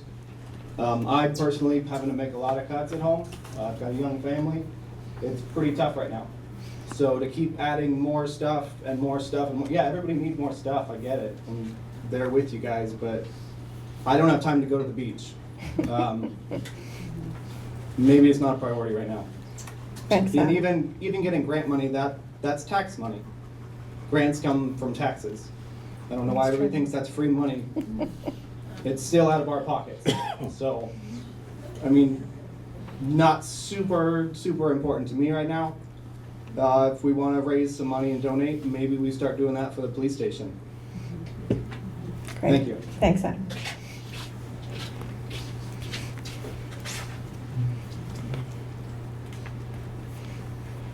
Hi, Gayla Garing Flores, Doublehead Road. Okay. Can you say your first name again? Gayla, or Oh. Gayla, Gaela. I guess first to your question about whether or not this will go into the Capital Reserve Fund or not. I guess respectfully, it sounds like there's transparency in the process. And we will know at all times what's happening to this money. Yep. So, again, respectfully, I just think that that's a non-issue. If your problem or if your issue is that there seems to be non-transparency, I don't see an issue with that here. This is transparent. Money goes in to a specific place, there's a line item, you know what happens to it. And I guess second, with respect to with the previous comment about grant money being tax money, this isn't a zero-sum game. This grant money is available to this project. And yes, I understand that everyone has hard times right now. And there are other priorities, which in fact are being taken care of in all of the other warrant articles.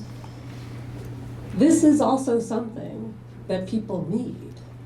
Even in times of need, what Ashland actually needs is something that attracts more opportunity to this area. So that in future sessions, we're not talking about raising our taxes for everything that we need, because there's more people contributing to the taxes. There's more businesses contributing to the taxes. So yes, I understand that building back a beach to maybe what its previous glory was, or what it can be, sounds like an item that's excessive. But if anything, it sounds like there's a through line here. The through line here is that we haven't been doing long-term planning. And we've just been reacting to crisis after crisis. I would respectfully submit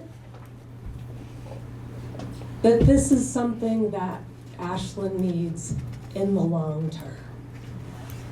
This is an insurance policy for Ashland, and it's for everybody.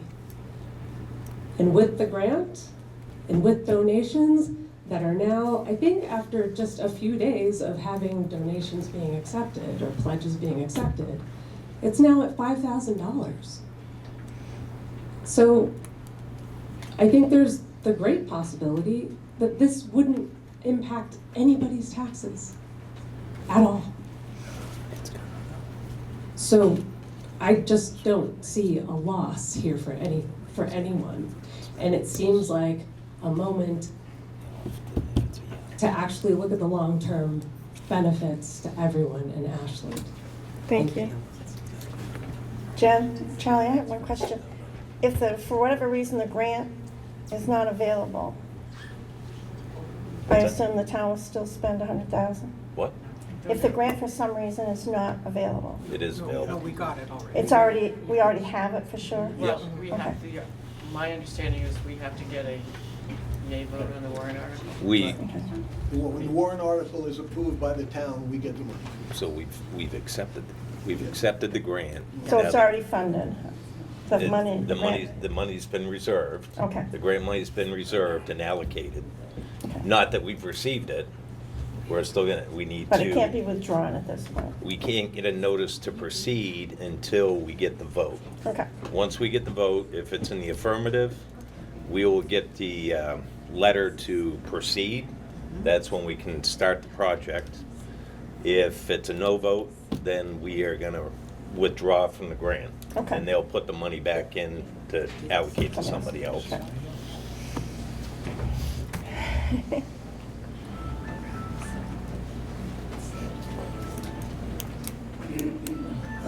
Dave Toth again from Smithville Road.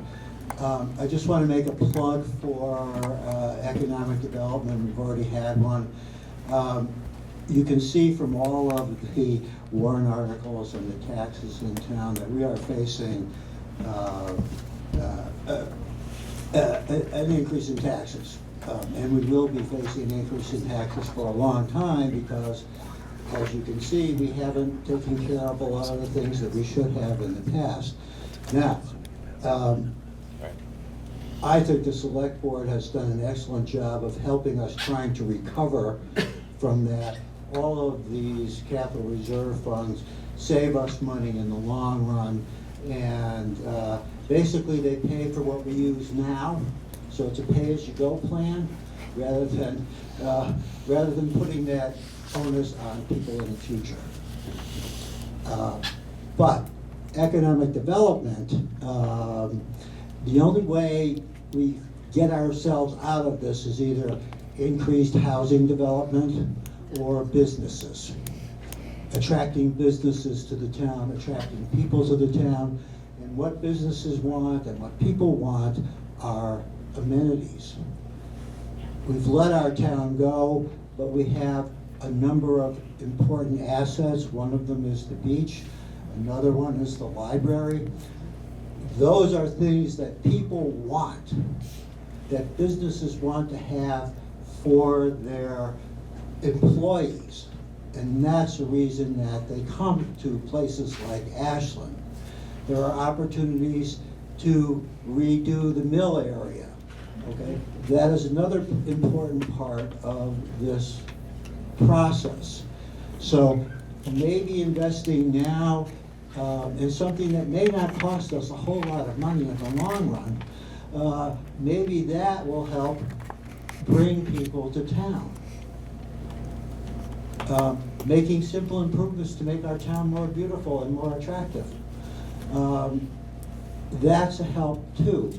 So that's your decision here is, do I want to promote economic development, even though now it may be a hardship to me in the future, that I know that in the future I want to lower my taxes and spread the cost of operating our town over a larger population? Or do I want to put that off and continue the way I'm going?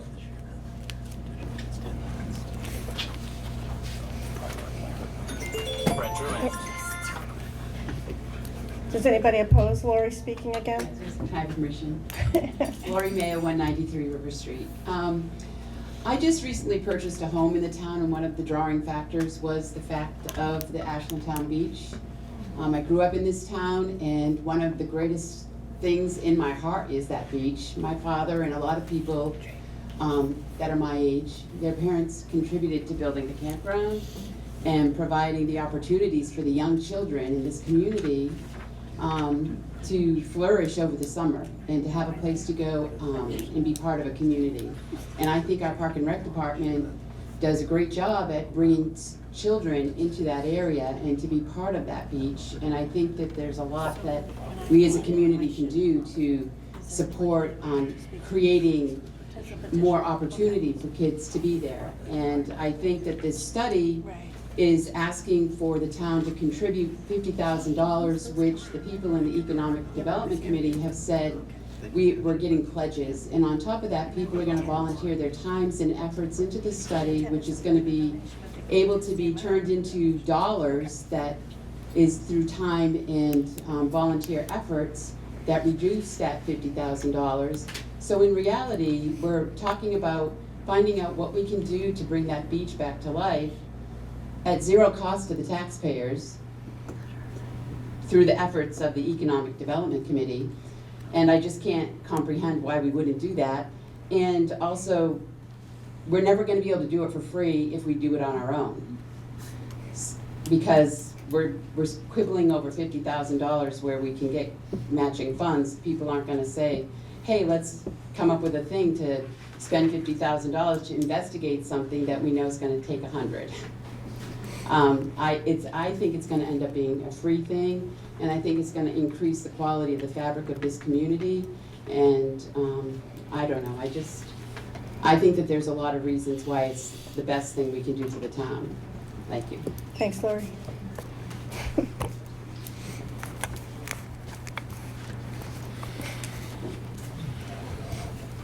Steve Felton again. Just one quick thing first. I agree with what a lot of the people have talked about as far as why we want to do this for the beach, but one other thing to consider is we've already applied for the grant and we were given the grant. If we decide, well, you know what, we don't want that grant, the next time we go to the state or the federal government, we ask for a grant. That's a good point. They're gonna say, well, I don't know, Screw you didn't you. really use the last one that we gave you when you asked for it. So that's just another thing to consider. And again, I don't want to reiterate the points that have already been made, but it's pretty small money for what we're talking about looking at. Any other questions or discussion? Oh, go ahead, Rick. As a resident of this community for the last 49 years, I want to say this is the most transparent warrant article in paperwork that's ever been. I don't know who did it, the Board of Selectmen, the town manager, but the footnotes in here make it a lot clearer. Though I still find it a little confusing. One of my main things is no tax impact. Well, anything you spend in this town is a tax impact somehow. You know, argued this point last year with the previous town manager about, I was told that, well, I don't pay for the electric light bills and the signals and stuff like that in town. Well, I own the Ashland Electric Company, so I do pay that tax. Regardless, I would like to say, I'd like to make a motion to move this forward. Okay. Thank you. In discussion? Do I have a second? I'll second. Andy, report. Okay, there's a motion to end discussion on this article. All those in favor? Aye. All those opposed, nay? Ayes have it. We will now vote to place this article on the warrant as written. All those in favor? Aye. All those opposed, nay. Article 23. To see if the town of Ashland is in favor of increasing the Veterans Special Disabled Property Tax Credit to $4,750 from $4,000 under the provisions of RSA 72:35. The purpose of this increase is to replace the loss of the Veterans Property Tax Credit, RSA 72:28, of $750 that they are no longer eligible for due to a change in the state of New Hampshire legislative rules. House Bill 99. Majority vote required. Recommended by the Board of Selectmen, 5-0.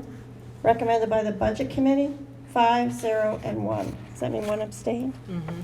One abstain. Do I have a motion to move this to the floor? I do. Michelle moved it to the floor. Second? Second. Oh, Jenny. Any discussion on this article? There being no discussion, we'll take a vote to place this article on the warrant as written. All in favor? Aye. Any opposed? Nay.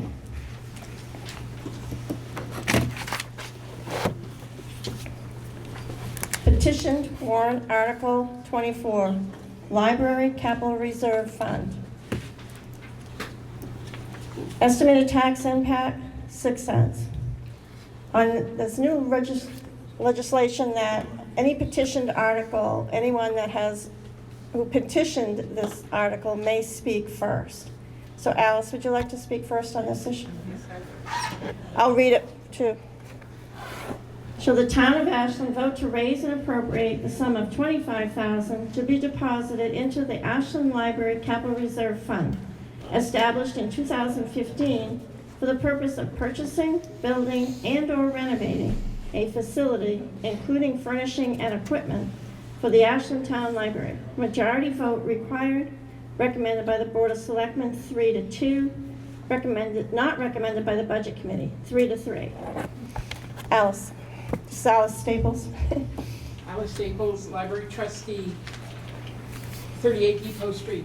I just want to thank the voters for voting for this capital reserve fund in the past. We are now embarking on a capital campaign to fund our renovation and expansion. What we have in the capital reserve fund is going to go a long way towards that. A couple of points that have been brought up already, the non-compliance issue. The library has very poor accessibility at this point. I have a hard time getting in there. So that is one of the issues. Bob Letourneau talked about being sued. We have library patrons who tell us all the time that they can't get to the library and people need to bring them books. The other issue that's been brought up that's important to having a great library in the town is the economic development issues. And people do ask about libraries, and libraries are important to people moving to towns. I did a quick search. There's a lot of information out there about public libraries and economic development. So we are close to halfway to our goal for our capital campaign to begin this process of making the Ashland Town Library accessible to all and enlarging spaces within the library for all residents of Ashland, from toddlers to all of us senior citizens.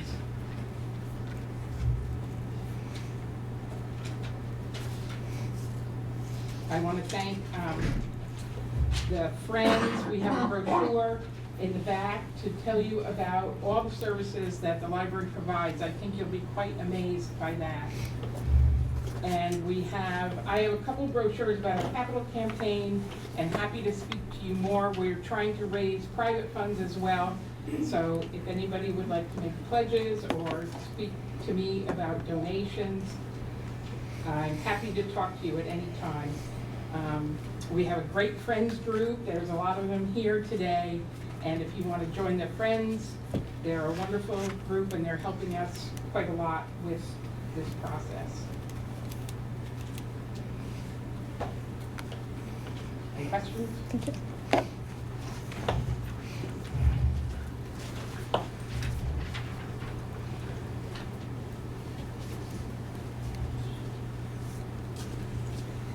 Fran Newton, 54 Smith Hill Road. An alternate trustee with the library. And I don't think even I had any appreciation of what they do for this town until I had been on the Friends for a while, but being a trustee and hearing the reports of the programs that they run for senior citizens, for school children, for any citizen. There's knitting, there's books, studies, and it's just remarkable. And if you haven't taken advantage of it, you're really missing something. As Alice said, the building is very old. It was never meant to be a library. It was somebody's home years ago that was donated to the town, and we established the library there many, many years ago. We got we tried for several years to purchase the old school to build a library there. We were even given the money to buy it outright, and the town or the select board turned it down. So they wanted us to stay in that building. And you know what? It's okay. The building is beautiful. It's in the center of town. It's going to be really a showpiece. And the plans that we have worked out with the architect will make it really wonderful. There'll be an addition put on. It will be handicapped accessible. There'll be a limited access, a limited use elevator called a Lula. There will be an improved ramp. There will be parking. So that's going to have a lot of features. And as Alice said, we're in the middle of a campaign committee. We've got about half of the money now, thanks to some generous donations. We're working with some fundraisers and trying to get pledges. And I can't tell you how important this will be to the overall economic development of the town. I find it hard to understand that half of the budget committee and members of the select board could have refused this capital reserve request. In the past, the select board has had it as their warrant article, but this year they declined to do it, and so we got the petition. It's $25,000, a small impact for an enormous benefit to the town. Again, there's been a lot of misinformation about the library and about what it needs out there for years. I'm just telling you, you ought to come in and check out the library, talk to Sarah, our director, and find out how amazing this library is and how much better it could be. Thank you, Fran. Any other comments or questions?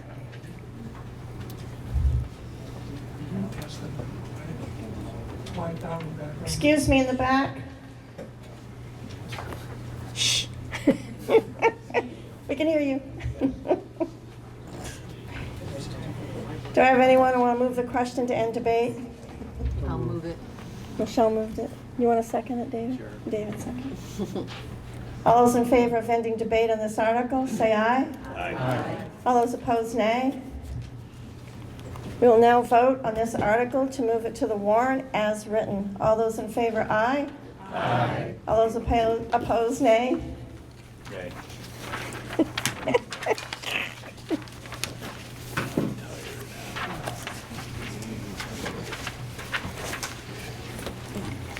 Is there anyone here from the Grafton County Senior Citizens Council who was a part of this petition on the next article that would like to speak?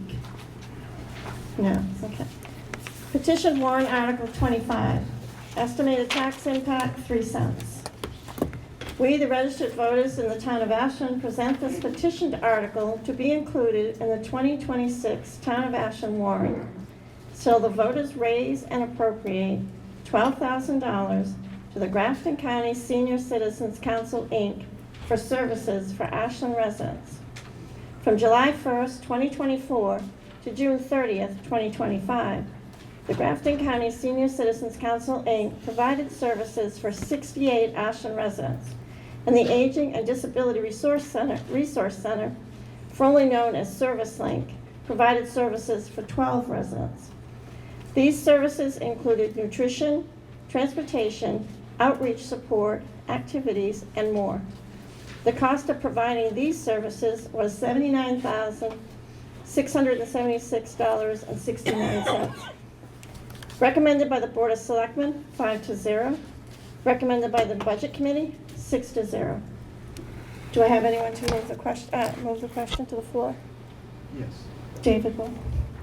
Michelle, you want a second? I'll second. Michelle, second. Is there any discussion on this article? Got one.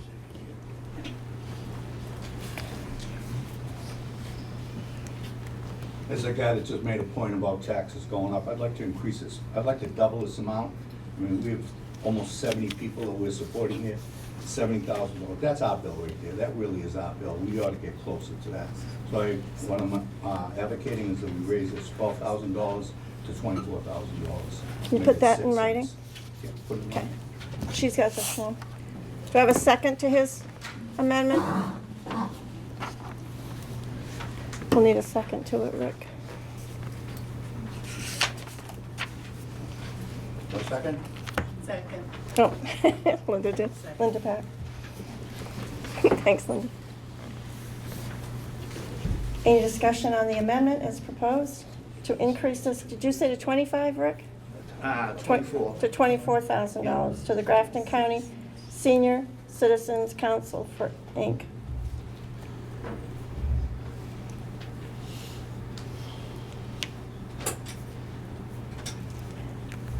So may we vote on the amendment, or do I need to end discussion first? Do I need to end discussion?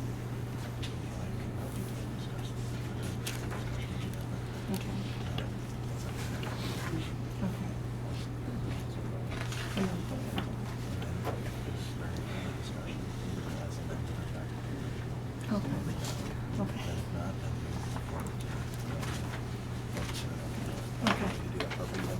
Okay.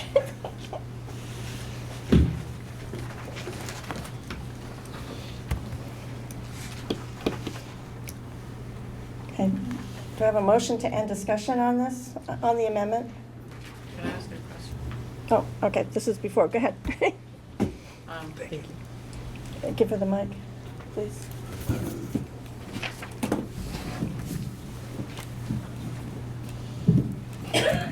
Do we know where the $12,000 amount came from?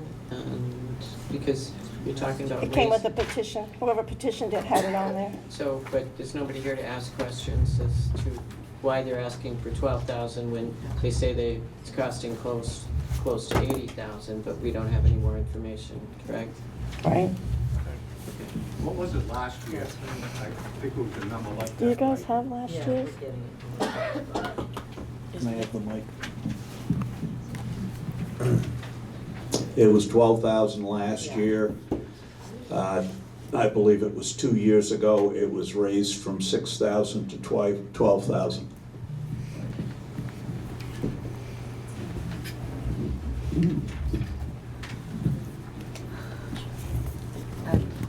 Go ahead. I Wait a just minute, have a- get the microphone, please. It's off right now.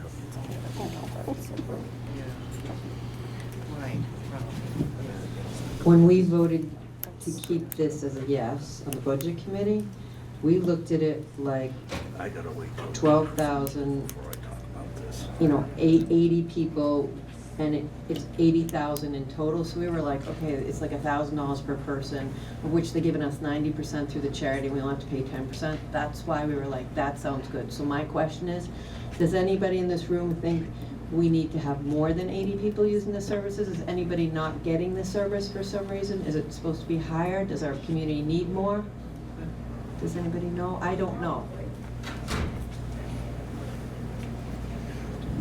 It's a good question, nobody has an answer. Any other comments or questions? Who said that? Who just moved the question? Oh, Linda moved the question. Do I have a second to move the question? I'll second. Okay. Okay, this is a motion to end discussion on this amendment. All in favor of ending discussion, say aye. Aye. All opposed, nay. Okay, now we will vote on the article as amended. So instead of 12,000, it's going to... We're going to vote on the amendment. Right, that's what we're voting on. The article is amended. We haven't amended it yet. That's what we're doing right now. Okay. How do you want me to word it? It sounded like, okay, we're voting on the amendment. Is that? Right, we're voting on amending it to 24 from 12. All right, very good. Sorry, didn't mean to be confusing. All right, so we're going to vote on whether we want to amend the article from 12,000 to 24,000. All those in favor, aye? Aye. Okay, let's put up your cards, please. All those in favor? Cards?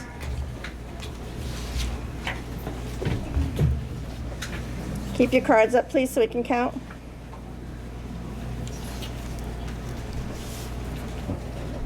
Did you get 15, 16? Okay, yeah. All those opposed, nay? 1, 2, 3, 4, 5, 6, 7, 8, 9, 10, 11, 12, 13, 14, 15, 16. Did I get a tie?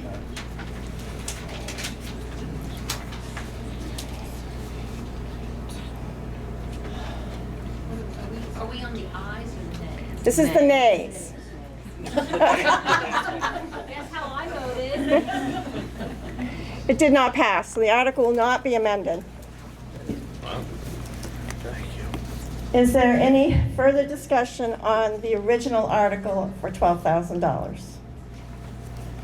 Move the question. Okay, Bob Paterno moves the question. Have a second? Second. Michelle, second. All those in favor of ending discussion on the original article, say aye. Aye. Those opposed, nay. All right. We will now vote on placing this article on the warrant as written. All those in favor, aye? Aye. All those opposed, nay. We got there.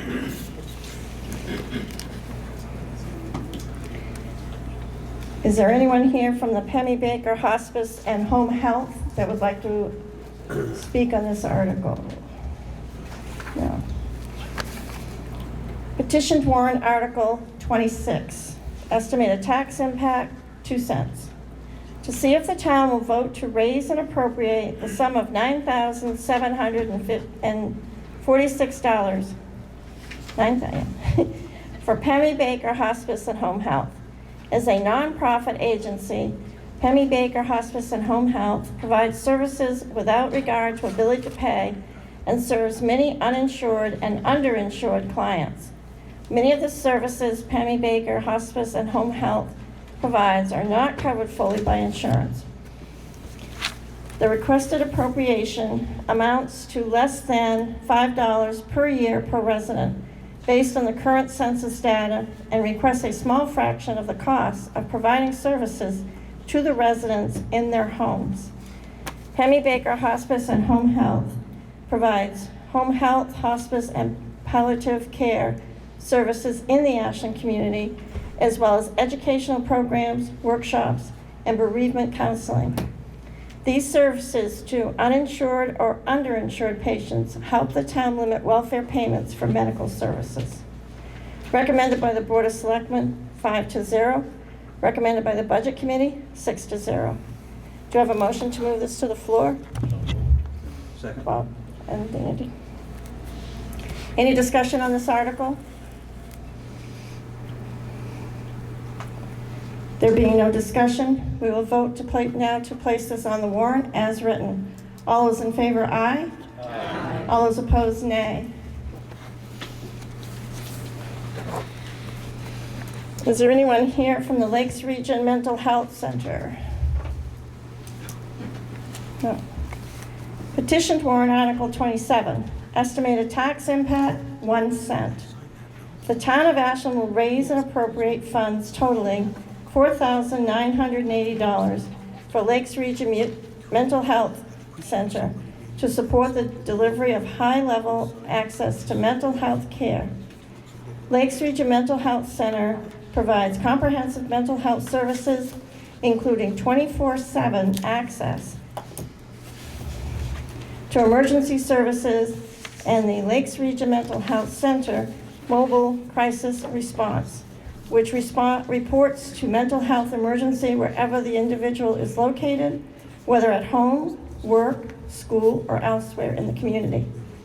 In early 2025, Lakes Region Mental Health Center opened the doors at A Place to Go in Plymouth, which offers short-term mental health stabilization services upon referral. Services are provided to anyone in need, regardless of their ability to pay. Recommended by the Board of Selectmen, 5-0. Recommended by the Budget Committee, 5-1. Have anyone move the motion? David moved it. I'll second. Okay. Any discussion on this article? I have a comment. Okay, go ahead. Yep. Thank you.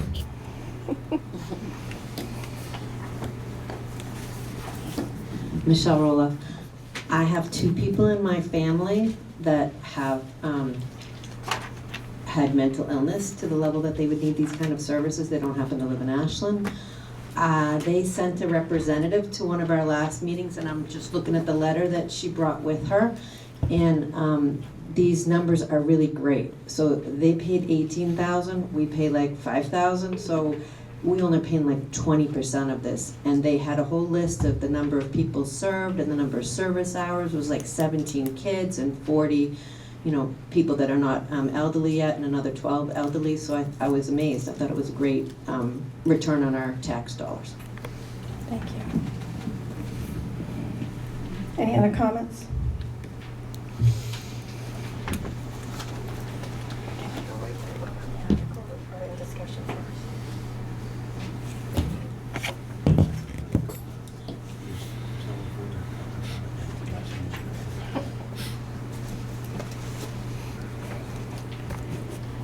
There being no further comments, we will vote to move this article as written to the warrant. All those in favor of Article 27 being moved to the warrant as written, signify by saying aye. Aye. All those opposed, nay. Is there anyone here from the Voices Against Violence? No, okay. Petition warrant Article 28. Estimated tax impact, 1 cent. To see if the town will vote to raise and appropriate the sum of $5,297 for 2026 to support Voices Against Violence, a nonprofit crisis center and shelter providing emergency shelter, court and hospital accompaniment, and general support to women, men, and children who are victims of domestic and sexual violence, stalking, human trafficking, and bullying. Recommended by the Board of Selectmen, 5-0. Recommended by the Budget Committee, 6-0. Do you have a motion to move this to the floor? I'll make that motion. Okay. Second? Okay. Any discussion on this article? We will vote to move this article to the warrant as written. All in favor, aye. Aye. All opposed, nay.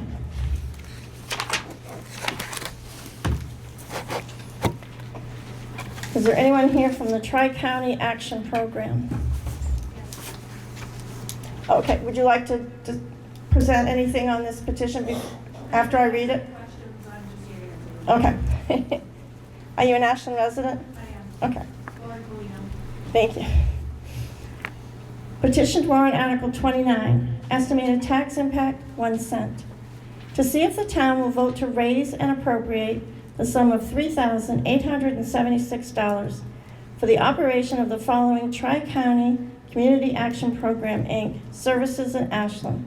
Includes fuel and energy assistance, guardianship, Head Start, community action resource coordinators, USDA EFAP food distribution to pantries and free diaper distribution programs. Recommended by the Board of Selectmen, 5-0. Recommended by the Budget Committee, 6-0. Have someone move the question? I'll move the question. Oh, you did. Second? I will. Okay. Any discussion or questions on this article? There being no discussion, we will vote on placing this article on the warrant as written. All those in favor of Article 29 being posted on the warrant as written signify by saying aye. Aye. All opposed, nay.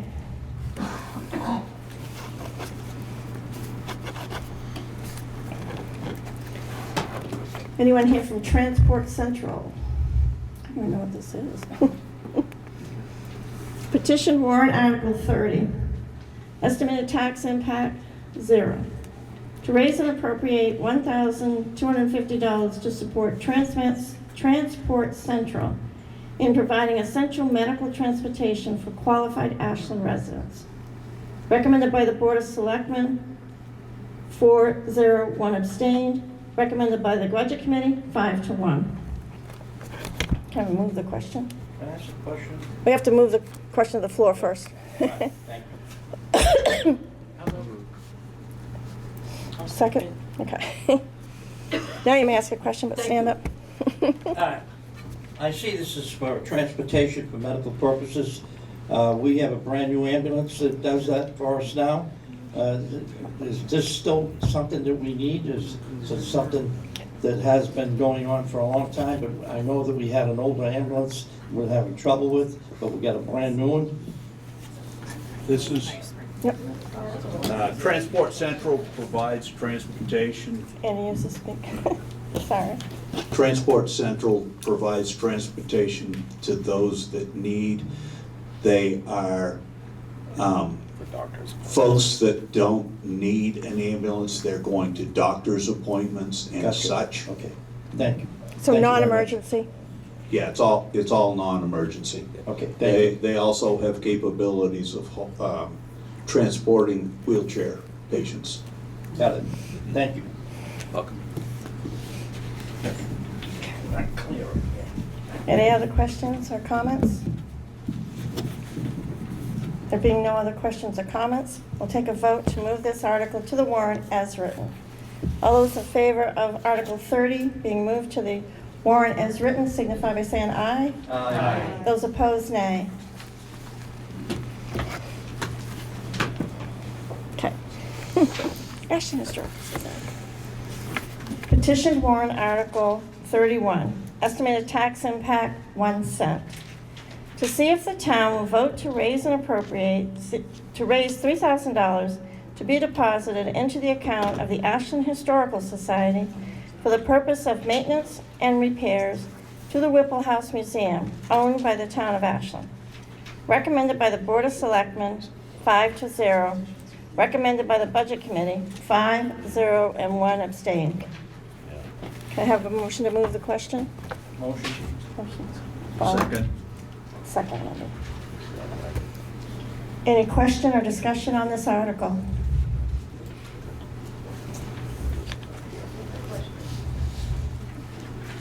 Move the question, Linda. There being no discussion, we will now vote on the article. This is a vote for Article 31 to be placed on the warrant as written. All in favor, aye. Aye. All opposed, nay. Before I adjourn, Anything to comment on that last one? excuse me, just a minute, Bob. Wait 1 moment, please. Oh, okay. Before I adjourn the meeting, I just want to let you know the Board of Selectmen will be having a brief meeting after this meeting, and the public is invited to wait, to attend. Oh, yeah, I'm sorry, I do need to do this. Just 1 second. Yep, I have the planning board too. I forgot that. All right, I forgot about the articles that we delayed till the end. Sorry about that, we're almost done. I tried.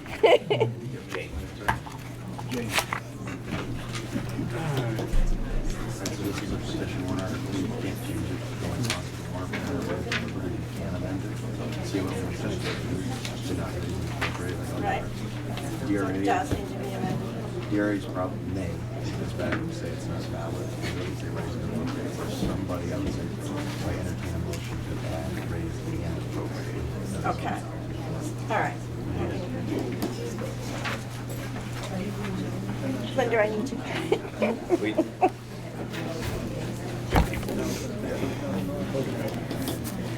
I'm going to ask for a motion to reopen the Historical Society donation to the Whipple House, because it just says to raise, and it should say raise and appropriate. Oh, okay. So I will ask for a motion, you just say so move.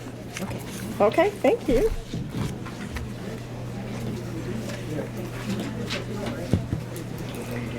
All right, we have a little bit of house cleaning to do here. The last warrant article that we passed, Article 31, for the Whipple House donation to the Ashland Historical Society. The article really should say to raise and appropriate $3,000. So I'm looking for a motion to amend. So moved. Okay, in a second. I'll second. Okay. Any discussion on our amendment? Okay, so we will vote on the amendment. The amendment is simply to revise it to say, to see if the town will vote to raise and appropriate $3,000 to be deposited to the account of the Ashland Historical Society. All those in favor of the amendment as proposed, say aye. Aye. All those opposed, nay. Okay, so now we vote on placing it on, okay. We'll now vote to place this article on the warrant as amended. All those in favor, aye. Aye. All those opposed, nay. Okay. So now we have to do, I guess it's just basically, does anyone have any questions on the planning board items that have been proposed? I think we should go through. We're back to Article, we'll do Article 2 first. Okay, Article 2 was the new compact zone. Any questions on that one? Maybe make them aware there's documents on the back page. Right, there are copies of each of these in the back table. Go ahead, Linda. Yeah, Linda Burns, Thompson Street. I think I'm on the planning board. We just want to make sure people really know what you're voting for. A compact zone, I realized as I was looking through it, it doesn't say what a compact zone actually is. A compact zone refers to how many people live or work in a given area. It's about density. And the issue is when you have a lot more population density, if people are setting off fireworks or discharging weapons, the risk goes up. So in 1960, the last time a compact zone here in Ashland was defined was in 1968. It was over 50 years ago. In 2024, the town voted on ordinances related to noise disturbance, disorderly conduct, and said it's within the compact zone. And the police looked at it and said, well, wait a minute. What's the current compact zone? The old compact zone definition said, well, you know, from Mr. So-and-so's land up to, you know, the such and such family. Well, some of those properties aren't even owned by those people anymore. People may not remember. It's like if you look at the early deeds in town, you know, from so-and-so's land to so-and-so's land. So what we have done is redefine the compact zone, first of all, putting in lot numbers and maps. So you actually know, you can look at a map and you can see, and it works off of state definitions of population density. This is about public safety. It's just making sure, it doesn't say you can't own guns, doesn't say you can't own fireworks, it just says where there are high concentrations of people, use common sense, you can't set them off there. It also raises the fine somewhat for disorderly conduct and disturbances, but it's basically to make sure that people who are in dense population areas are safe. Does that, any questions on that? Yeah. Robin Pheasant, High Street. Does it affect, if the property abuts on it, does it affect the entire parcel? Or does the compact zone only extend a certain number of feet from the street? So for example, I have a property that the house is set back, and then there's some land behind it. Are you saying that that entire piece of land then becomes part of the compact zone? I would have to defer that question. I do not know. You mean, so you're saying that the boundaries of the compact zone sort of cut across the property, but don't include the whole property? Am I understanding your question? The last time I read the regs, I believe, if I understood them correctly, the boundaries for these zones were a certain distance from the road. And now this seems to apply all properties that abut certain streets. So for example, again, I have a property that includes a lot of woods and things, and so is that whole property suddenly in the compact zone? I do not know the answer to that, Do you know and the I answer to that? defer to council.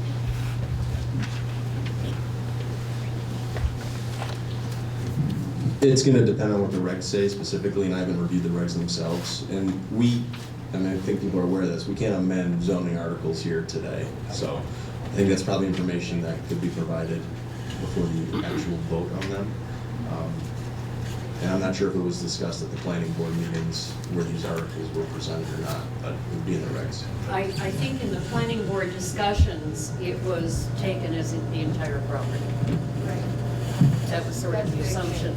Okay. Yeah, but it was sort of the entire property rather than so far into the property.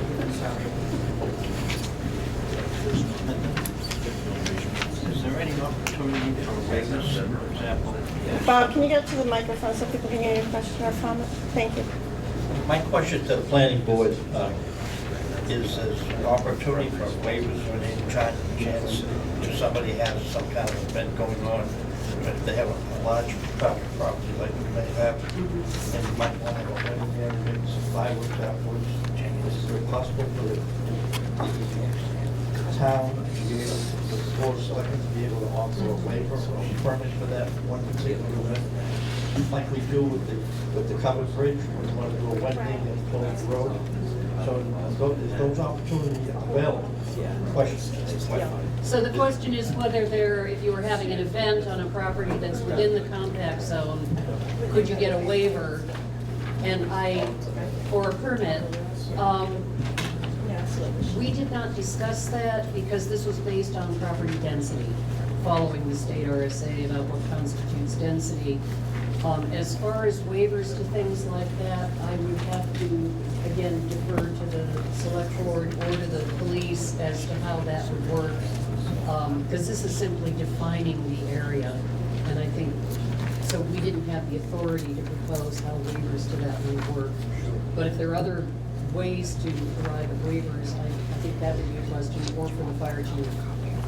I'm going to mention that to him. Robin, just to address your question, there will be colored maps available.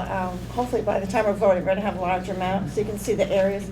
And then we have some colored ones up here that might help you. Okay, thank It looks like it's the whole piece of property if it's abutting onto the road.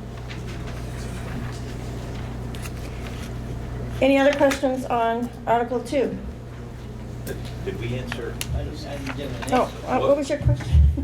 If there will be a So my waiver. question Oh, was, waiver. maybe legal could tell me, for example, we have 4th of July, we have fireworks that are blown off at the school. We get permits for that, is that correct? Yes, sir. Yeah. So, would that be possible for private citizens having a small event, apply for some sort of a waiver or permit, be able to do something? I'm not saying it's gonna happen, but perhaps they may wanna know if they could do something like that. Those questions do come up, and that's the only reason why I'm bringing it up, because I know that occurs. You know, people have events on their property. Mhm. People have large tracts of property. I guess we'd start with the policeman first. Do we have a fireworks ordinance? We do have a fireworks ordinance, however, it's inefficient at best. Maybe the chief will want to pipe in. Chief? That was one of the reasons they did the 2 compact zone too. I heard a number of questions, what's the actual question? There's a lot of questions going on there. You know, the question is pretty straightforward. The compact zone is going to have some restrictions. on firearms and fireworks. But I'm not questioning the firearms because I understand the safety of that. On the fireworks, we roll off fireworks in the middle of town for July every year. So we have to get a permit to do that. Is this possible for somebody that may have an event on their property and apply for a waiver or a permit from the town to have some kind of small demonstration at an event? That's the question. Yeah, sure. So the answer would be yes. So the compact part of town and any town ordinance falls under the selectmen. So the selectmen can override that for a permitting process, and there is specific designations for permits for certain types of fireworks to either be signed off on by the fire chief or the selectmen. Good, thank you. That answers the question. Good Okay. Thank you answer. very much. Thank you. And I think that makes other people happy to know that there are other Options, options. right. Thank you.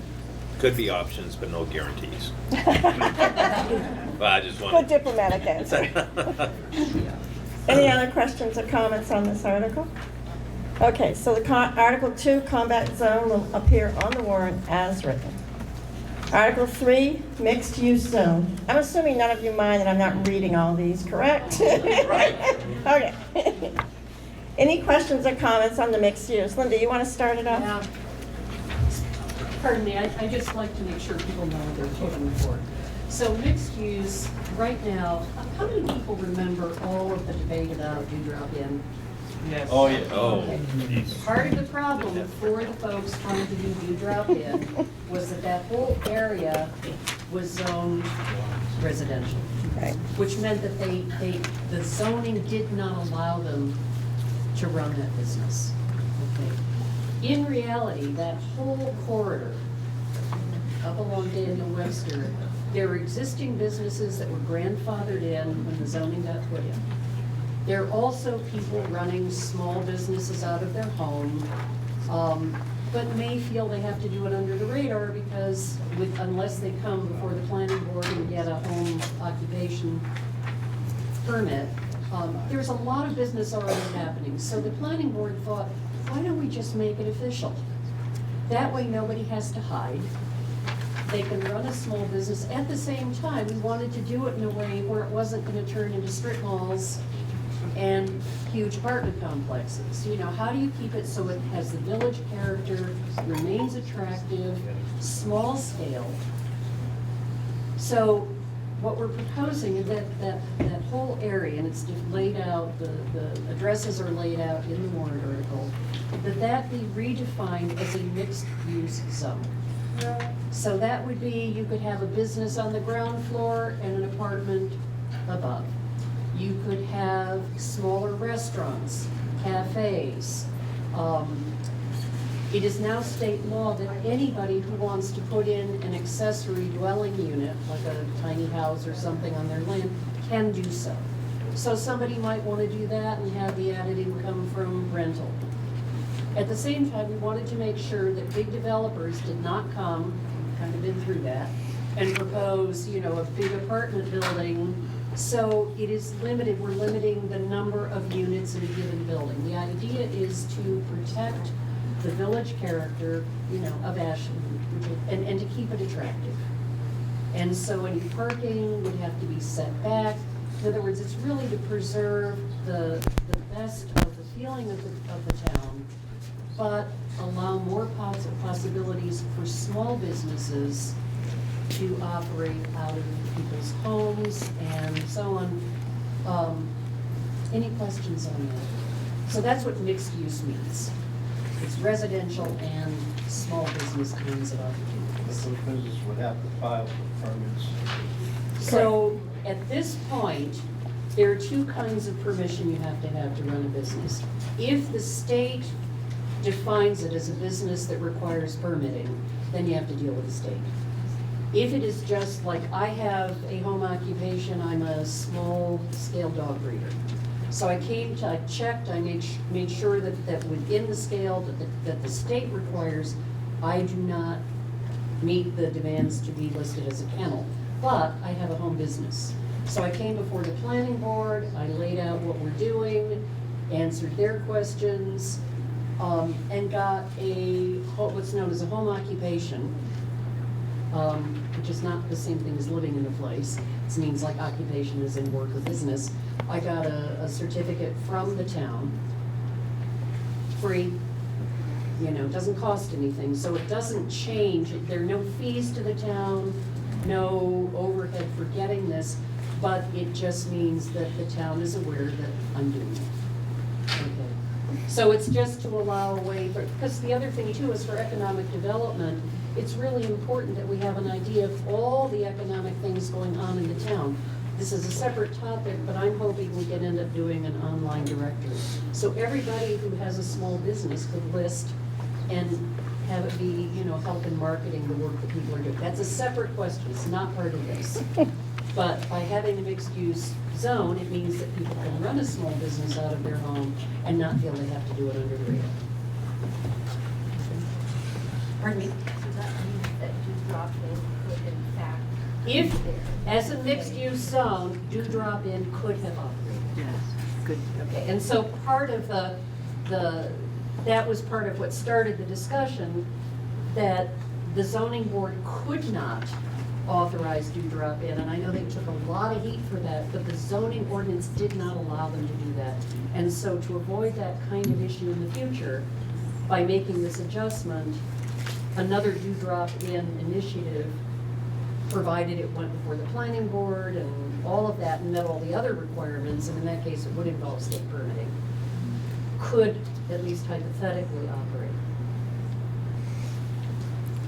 Any other questions or comments on this article? Seeing none, we will vote to place Article 3, mixed-use zone, on the warrant as written. All in favor, aye. Aye. All opposed, nay.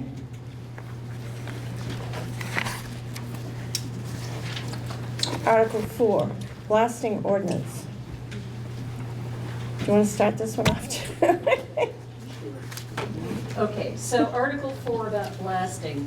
This one and the one about excavations, the planning board put in place because in the last year or so, there have been some incidences in town of large-scale blasting and hauling off of stuff, and the town was not kept informed, and abutters were not happy because it did a lot of damage, and the abutters had no recourse, and the town had no recourse, and we realized that the blasting ordinance was really inadequate. And so what this is an attempt to do, and we went through various examples of blasting ordinances from other towns and tried to put together one that really seemed like best standard of practice. It requires, if you're gonna do blasting, you have to show that you have the right insurance, that you have certification, you know what you're doing. You have to keep the town informed. You can't start at 8 in the morning. You know, who wants to live next to blasting that's starting in at 7 or 8 in the morning? So it sets the hours.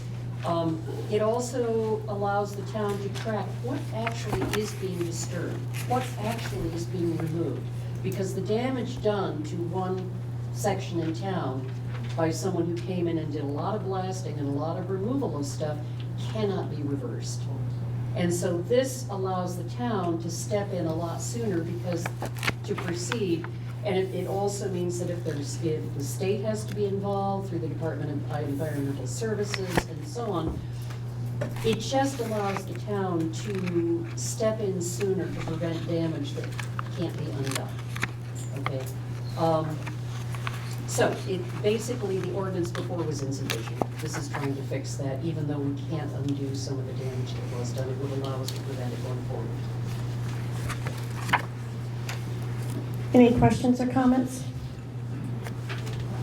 Ann Richards, Hicks Hill Road. My question is, when you say the town, who is the town in that instance? Like, do people need to apply or let the police know, or? All of the above. Yeah. So there would be an application process. They would do an application to perform blasting. They get to provide their insurance certificate, the scope of the work that they're trying to accomplish, then proper notification to the police department, to the fire department, and the residents in the general area that could be adversely affected. Currently now, there is none of that notification. So I I fully support the notification. In my past life as a fire chief in the town that I worked in, I always got notification in advance and always made sure that the residents in the general vicinity of where the shoot was gonna be were well aware. And if they had opposition to it, they could voice their concerns, and then the blasting company would put out monitoring devices so that they could monitor. They would actually look at your property, do a pre-blast and then a post-blast to make sure they cause no harm to you. So I think this would be a good thing for the town to put into effect. And it basically keeps them honest and keeps them informative, and everybody knows what's going on. Any other questions or comments? These people need to be licensed as well. That's correct. New Hampshire licensed in good standing. No further questions or discussion. We will move to place this Article 4 blasting ordinance on the warrant as written. All in favor? Aye. Aye. All opposed? Nay. Article 5, excavation ordinance. Do I have a motion to place it on the warrant? Or a motion to place it on the table? Sorry. Michelle gave a motion. I'll second. Okay. Any discussion on Article 5? Linda, you want to start? Okay, last one. This too arose, the need to define this arose because, again, somebody was hauling out a lot of truckloads. And the current ordinance says, well, someone can remove multiple truckloads. Well, is that 2 or 200? Right? And the vagueness of the language allows someone to get away with a lot. So this, and the other problem is that if you abut a property where someone is doing a lot of excavation in addition to blasting, you can have runoff problems for your land. You know, if they're ripping everything down, and you have no say, that's a problem as well. So this is to protect abutters as well as the town. It allows the town to just have a better understanding of how much is being removed and relocated. The town also gets paid by the truckload. So it requires, say, the developer to document what they're actually hauling out. Now, I want to be really clear. If you want to build a house, this will not affect you. The original amount that you had to account for was 1,000 cubic yards. We talked to the person who was the engineer of the town at the time, and to a number of contractors to make sure that this was fair to anybody, homeowners who want to build. We don't want to place burdens on them. This is for much, much larger projects, and it's really to keep developers accountable to the town. Okay, so contractors generally agreed that 200 cubic yards was plenty for a good-sized basement. We put it at 300 cubic yards just to make sure that you had plenty of room for digging out a basement. So if that's what you're doing, it does not affect you. If you wanted to do something bigger than that, you go to the building inspector and ask for a waiver. Okay. Keeping it simple. This is really for big-scale properties where someone is hauling out, truckloads after truckloads after truckloads, and to make sure that the town knows what they're doing and tracking the impact on things like, landslide, flooding, and so on. Because let's say someone excavates enough and then there's landslide down to the street, that's a mess. So you really want to just, for safety and for preservation and accountability, this is just to make sure people are accountable. Thanks, Linda. Any questions or comments on that? Go ahead.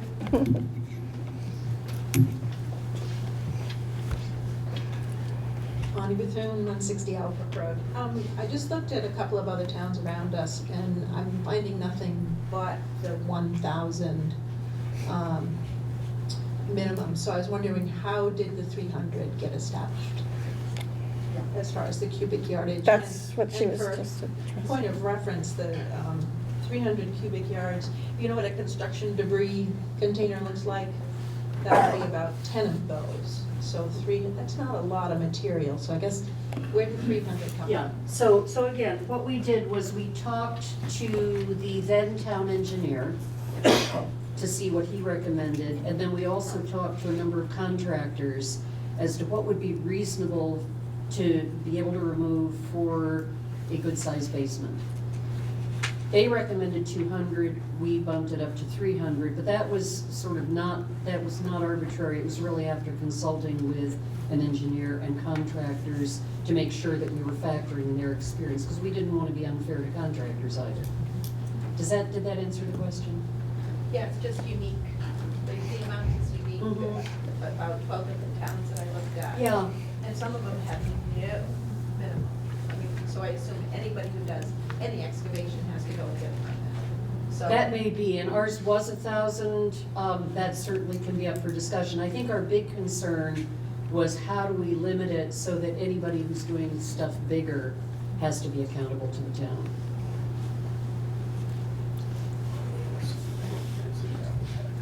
Any other comments or questions? Seeing none, we'll take a vote to place Article 5 excavation ordinance on the warrant as written. All in favor, aye. Aye. All opposed, nay. Again, I just want to let you know the Board of Selectmen is having a meeting after this meeting.